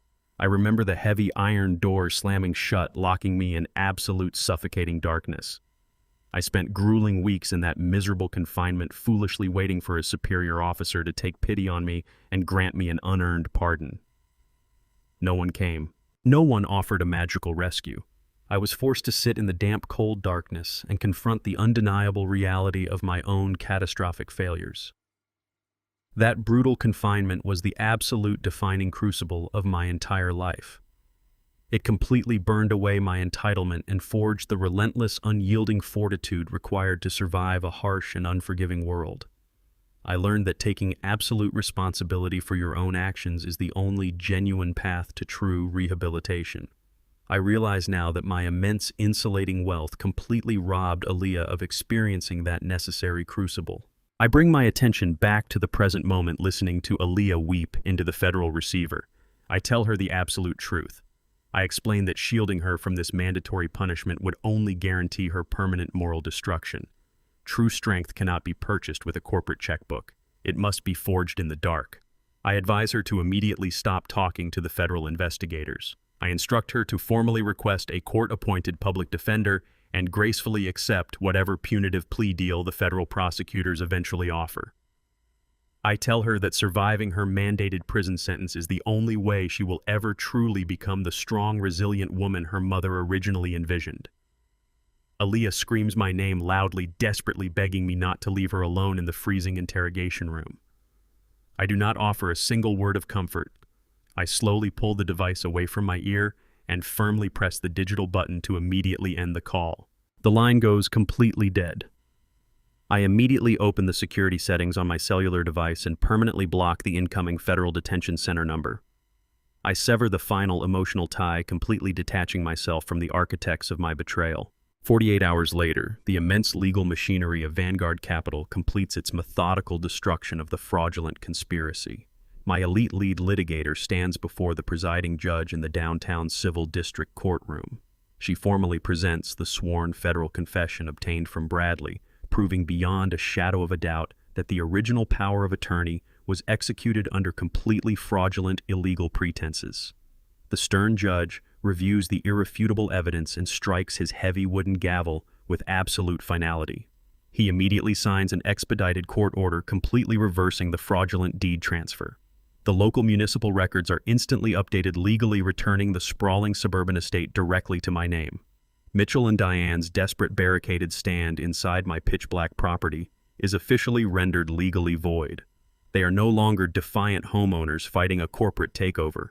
They are aggressive, hostile trespassers illegally occupying a private residence. I stand on the quiet pavement directly across the street from my restored estate, watching the final act of this meticulously engineered retaliation unfold. The morning sun cuts through the dense fog, illuminating the dark sealed windows of the massive house. 4 heavily armored county sheriff cruisers arrive silently, parking in a staggered tactical formation completely blocking the entire driveway. 8 deputies step out onto the manicured grass wearing heavy tactical gear and carrying solid steel breaching rams. The 48-hour eviction notice has officially expired. The utility lines remain dead, leaving Mitchell and Diane completely isolated in their dark, suffocating fortress. The lead deputy marches up the brick pathway, entirely ignoring the frantic handwritten signs Mitchell hastily taped to the front windows. The deputy raises his heavy fist and begins pounding violently on the thick oak front doors, demanding immediate, unconditional surrender. The physical eviction is about to commence, and the ruined squatters have absolutely nowhere left to hide. The heavy boots of the county sheriff deputies crunch against the wet pavement. They advance rapidly toward Mitchell, who remains face down in the saturated mud of the front lawn. The cold reality of law enforcement does not care about his former country club memberships or his tailored dress shirts. 2 deputies seize his arms, pinning his shoulders against the wet earth. Mitchell thrashes wildly, spitting mud and hurling incoherent threats about lawsuits and false arrests. His resistance is entirely futile. The deputies easily overpower his flailing limbs, violently twisting his wrists behind his back. The sharp mechanical click of heavy steel handcuffs securely locking into place cuts through the humid night air. Mitchell gasps, his cheek pressed firmly into the dirt, entirely stripped of his unearned authority. The heavy oak doors of the estate swing open. Diane frantically stumbles out onto the front porch. The suffocating darkness inside the house has already eroded her polished exterior. She sees her husband pinned to the ground in handcuffs and completely loses her grip on reality. Diane unleashes a shrill, hysterical scream. She charges down the brick pathway, her designer heels clicking frantically, and physically throws herself at the nearest deputy. She blindly strikes his tactical vest, demanding he release her husband immediately. The response is instantaneous and unforgiving. A second deputy steps forward, effortlessly subduing her frantic assault. He spins Diane around, forcing her wrists together. The second pair of steel handcuffs clicks shut. Diane collapses onto her knees on the wet concrete, weeping hysterically as the deputies officially place both of them under arrest for assaulting an officer and resisting a court-mandated eviction. I remain perfectly still on the pavement, watching the absolute destruction of their manufactured empire. I raise my hand, signaling Javier. Javier speaks briefly into his cellular device. Less than 60 seconds later, 3 massive moving trucks turn onto the dark residential street. The heavy diesel engines rumble loudly, breaking the quiet suburban atmosphere. The trucks park in a uniform line directly in front of the property. A team of 20 professional movers contracted exclusively by Vanguard Capital Holdings leaps out of the cargo bays. They carry heavy dollies, industrial packing tape, and absolute legal authorization to empty the premises. The movers march past the handcuffed couple and enter the dark house. They move with terrifying, methodical efficiency. Because Mitchell and Diane barricaded themselves inside and refused to peacefully vacate the property, they forfeited the right to a dignified exit. The movers do not carefully wrap the delicate items. They drag the expensive designer sofas across the hardwood floors, carelessly scraping the polished wood. They haul the imported Persian rugs, the massive flat-screen televisions, and the crystal dining chairs out through the front doors. They carry out custom oil paintings, expensive floor lamps, and hundreds of bottles from Bradley's curated wine collection. They toss the luxurious belongings unceremoniously onto the damp concrete curb. The towering pile of expensive furniture rapidly grows into a chaotic mountain of discarded garbage. Diane loudly screams from the back of the secured sheriff cruiser, watching her prized possessions dumped into the street. She watches a mover carelessly drop a box of her expensive porcelain vases, the sharp sound of shattering ceramic echoing through the night. The physical manifestation of her stolen wealth is systematically disassembled right in front of her eyes.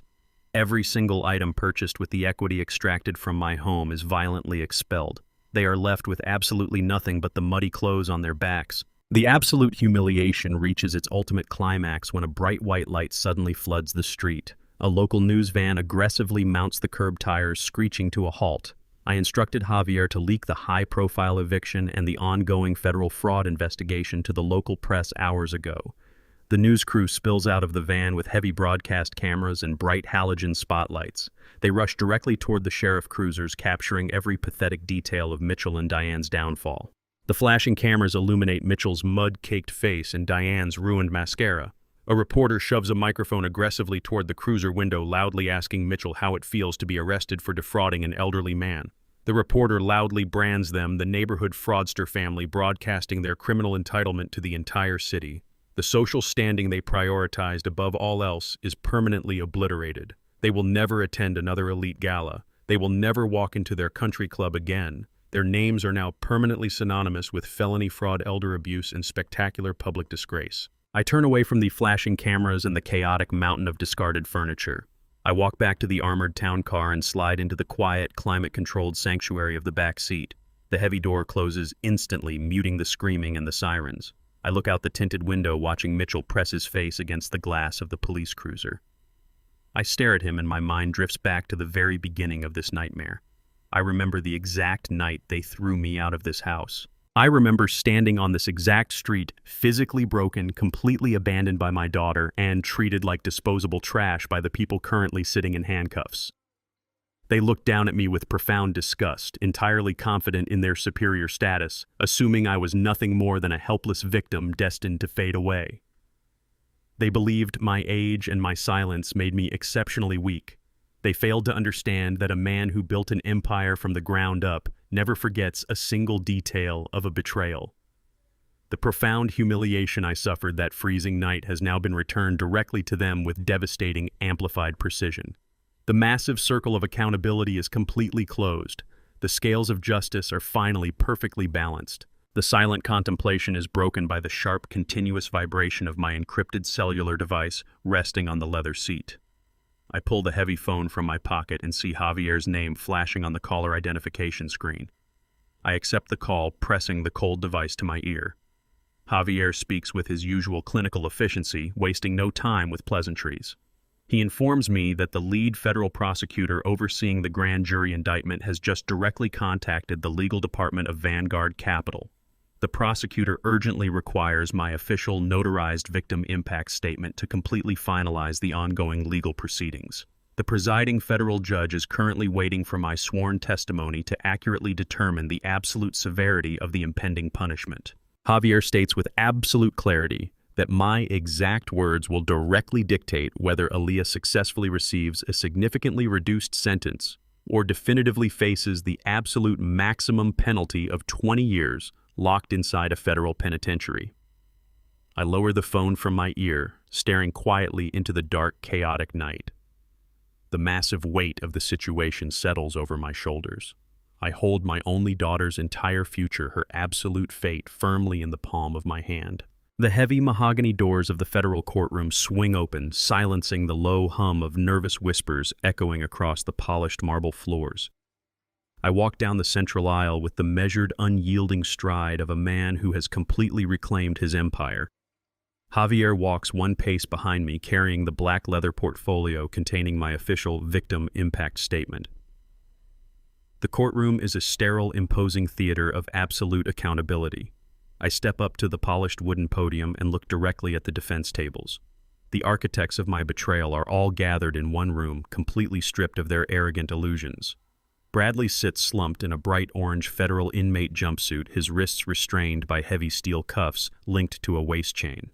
The fabricated persona of a brilliant Silicon Valley tech visionary has been entirely obliterated, leaving only a terrified, sniveling coward facing decades behind bars. Aaliyah sits at the adjoining table, similarly shackled, her head bowed in profound shame. Directly behind them, in the front row of the public gallery, sit Mitchell and Diane. They are no longer the arrogant country club socialites who demanded my immediate removal from their pristine environment. They look physically diminished, their faces hollow and pale. They wear wrinkled, unremarkable clothing, the undeniable uniform of absolute financial ruin. They lost their life savings, their retirement portfolios, and their social standing, and now they are forced to witness the criminal sentencing of the son who engineered their spectacular destruction. I do not offer them a single ounce of pity. I adjust the microphone on the podium. The presiding federal judge looks down from his elevated bench, nodding respectfully, and grants me the floor. I do not raise my voice. I do not project anger or emotional instability. I speak with the cold, clinical precision of a surgeon removing a cancerous tumor. I begin by addressing the foundational rot that poisoned this family. I look directly at Mitchell and Diane. I state for the official federal record that the crimes committed against me were not merely born of financial desperation. They were born of a deep, malignant bigotry. I explain how Mitchell and Diane viewed me as an inferior entity, a disposable blue-collar laborer who somehow lucked into a modest pension. They fundamentally believed that my assets inherently belonged to them by right of their fabricated social superiority. I strip away their refined, polite disguises and expose the ugly, raw racism that allowed them to easily justify throwing a dying man into a decaying roadside motel. They sit frozen in the gallery, forced to endure the agonizing humiliation of having their profound moral bankruptcy broadcast into the permanent public record. I shift my gaze to the defense table, locking eyes with Bradley. He flinches, unable to maintain eye contact with the man he attempted to leave for dead. I dismantle his pathetic defense.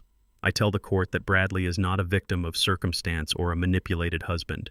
He is a predator who completely lacked the intellectual capacity to execute his own schemes successfully. I detail exactly how he drained the equity from my home to fund a failing fraudulent venture, stealing from a comatose man because he was too incompetent to secure legitimate capital.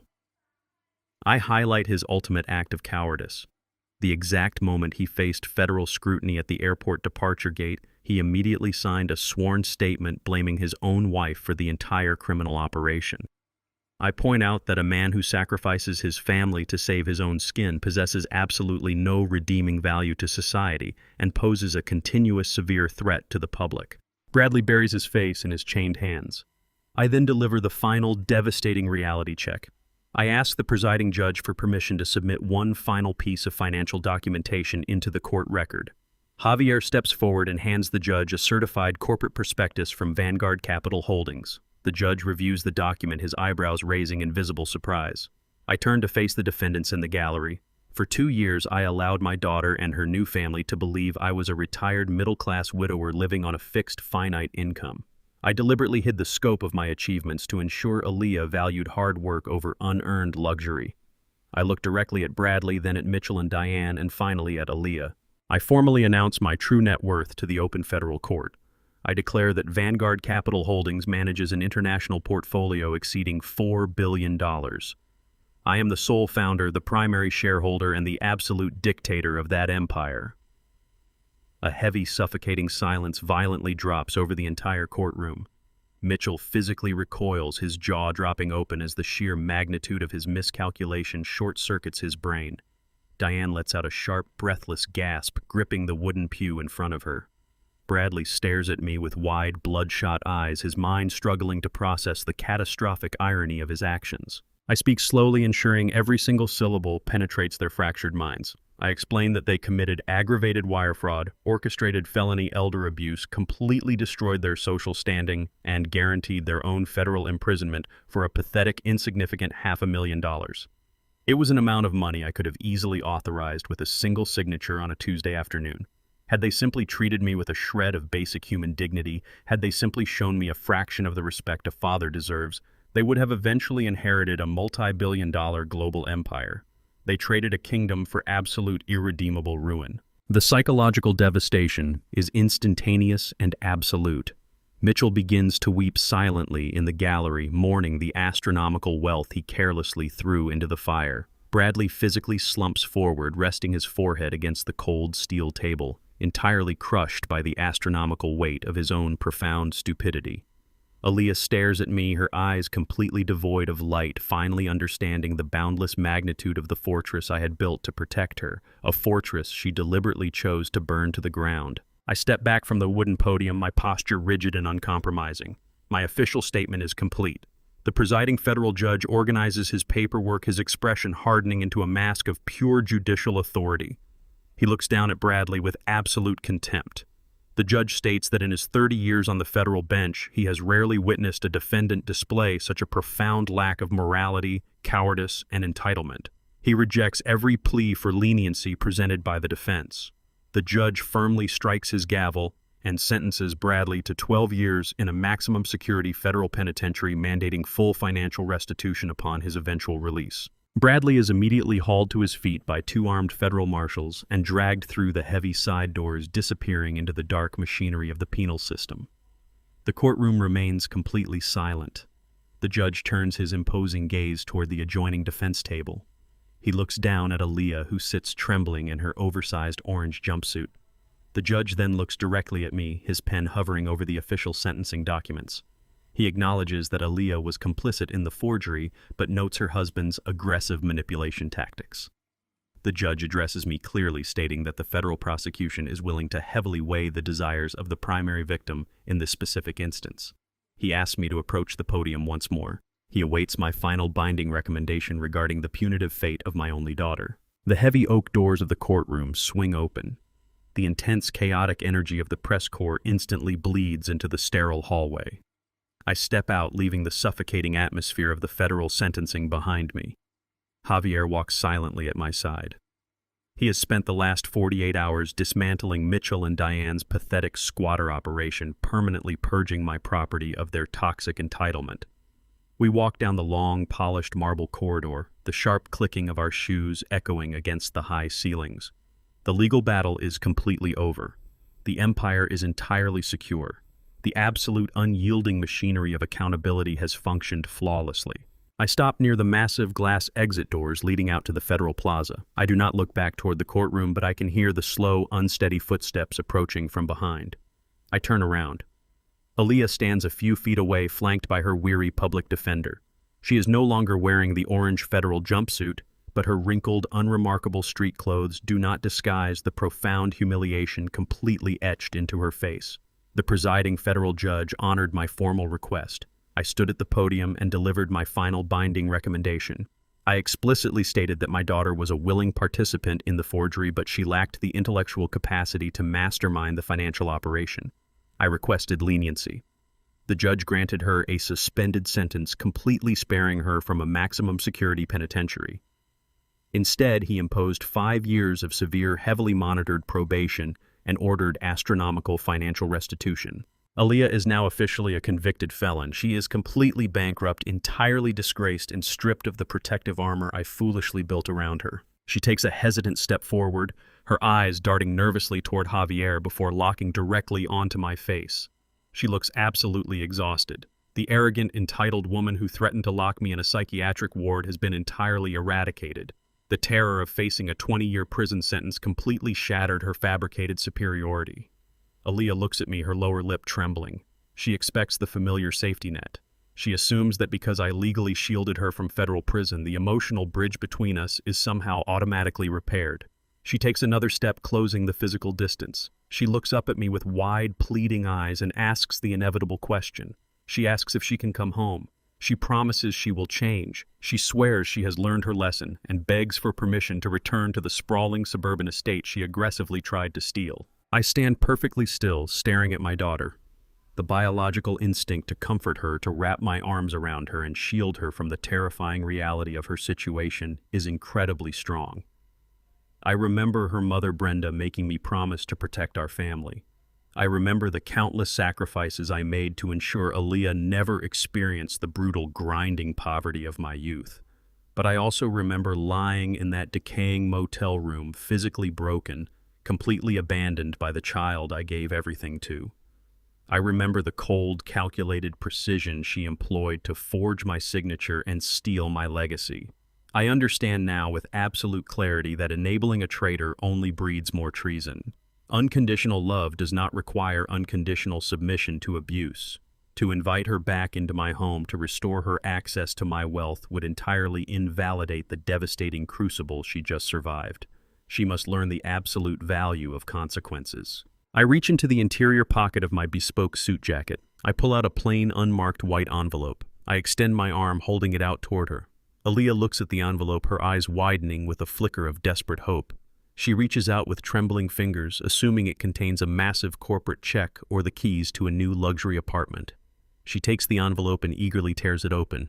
Her face immediately drops. Inside the envelope is a single stack of crisp, untraceable $20 bills totaling exactly $500. It is the exact same amount she heartlessly handed me when she illegally banished me to the roadside motel. It is not a financial rescue. It is a stark, devastating reminder of her own cruelty. Tucked neatly behind the cash is a small printed card containing the address of a reputable women's transitional shelter located in the downtown district. I look directly into her eyes, ensuring my voice remains entirely devoid of anger or malice. I speak with the calm, immovable certainty of a man who has completely reclaimed his dignity. I tell my daughter that the debt is entirely settled. I state that I will not pursue further legal action against her and I will not interfere with her federal probation. However, I explicitly clarify the absolute boundaries of our new reality. I inform her that my home, my wealth, and my empire are permanently off limits. I tell her that she must now build her own life entirely from the ground up, utilizing her own hands and her own resilience. I look at her weeping face and deliver the final, hardest lesson a father can teach. I tell her that I love her, but I absolutely refuse to let her destroy me again. Aaliyah gasps, clutching the envelope tightly against her chest. She finally understands the absolute finality of my words.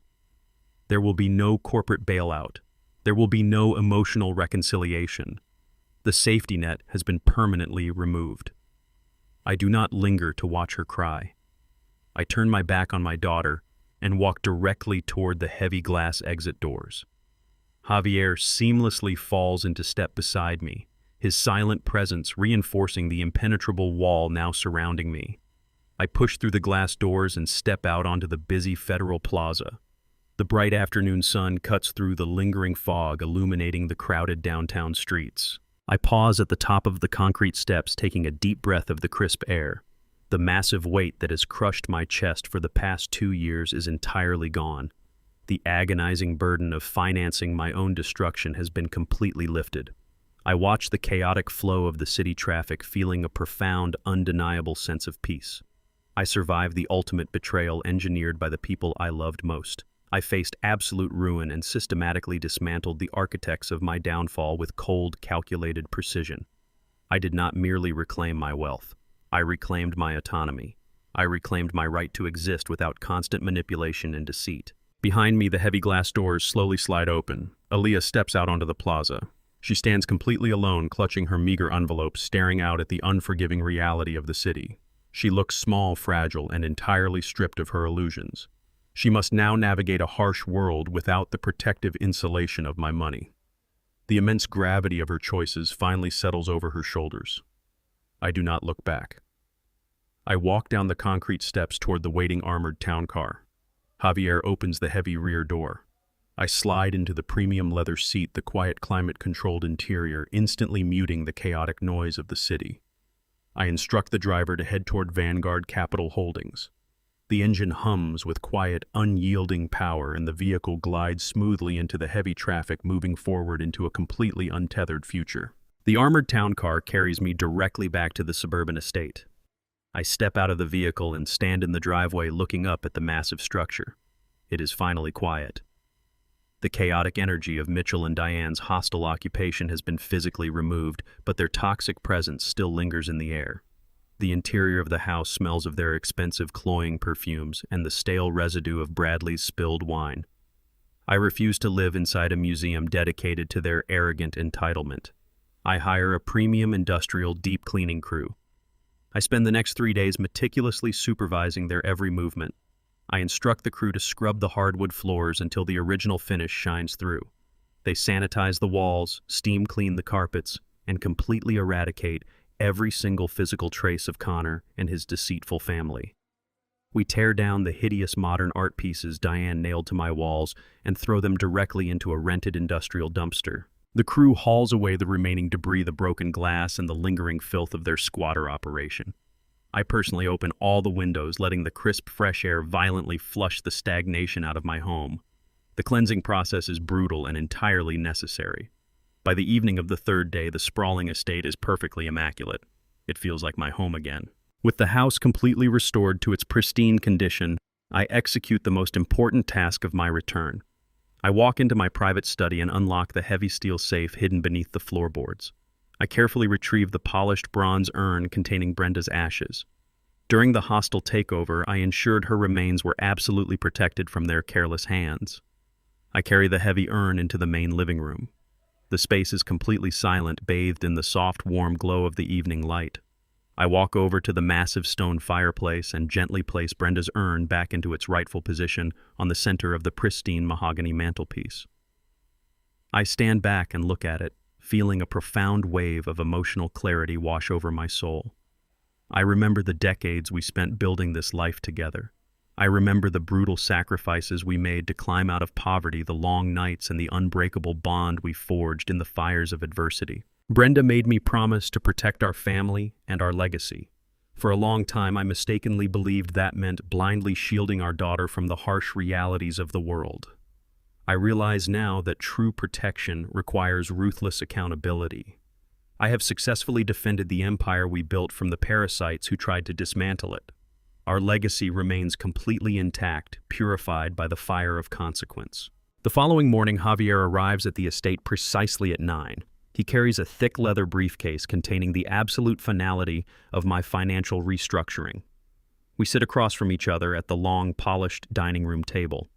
The sun illuminates the complex legal documents spread before us. Javier speaks with his usual clinical precision, detailing the exact mechanisms of the newly established legal entity. I pick up my gold fountain pen and begin signing my name across the dotted lines. With every stroke of the pen, I systematically dismantle my personal ownership of the $4 billion Vanguard capital empire. I legally transfer my sprawling estate, my vast corporate holdings, my offshore accounts, and every single liquid asset I possess directly into an ironclad, irrevocable blind trust. I explicitly engineer the foundational charter of this trust to prevent any single individual from ever inheriting the wealth for personal luxury. Instead, the trust is permanently dedicated to a singular, unyielding mission. The billions of dollars will exclusively fund comprehensive full-ride college scholarships for underprivileged Black youth in my local community. I am taking the astronomical wealth that Bradley, Aaliyah Mitchell, and Diane desperately tried to steal and weaponizing it to build future generations of educated, resilient leaders. I will fund young men and women who actually understand the value of hard work, individuals who have survived the crushing weight of poverty and possess the moral fortitude to utilize capital for the betterment of society. Javier collects the signed documents, seals them in his briefcase, and nods with respect. The empire is now permanently secured behind a legal fortress that no greedy relative can ever breach. Did you find satisfaction in Denzel's ultimate victory and his unyielding pursuit of accountability? Share your thoughts on his final ruthless decisions in the comments section below. Hit the like button to support these narratives and make sure to subscribe to the channel for more powerful stories of betrayal, justice, and absolute redemption.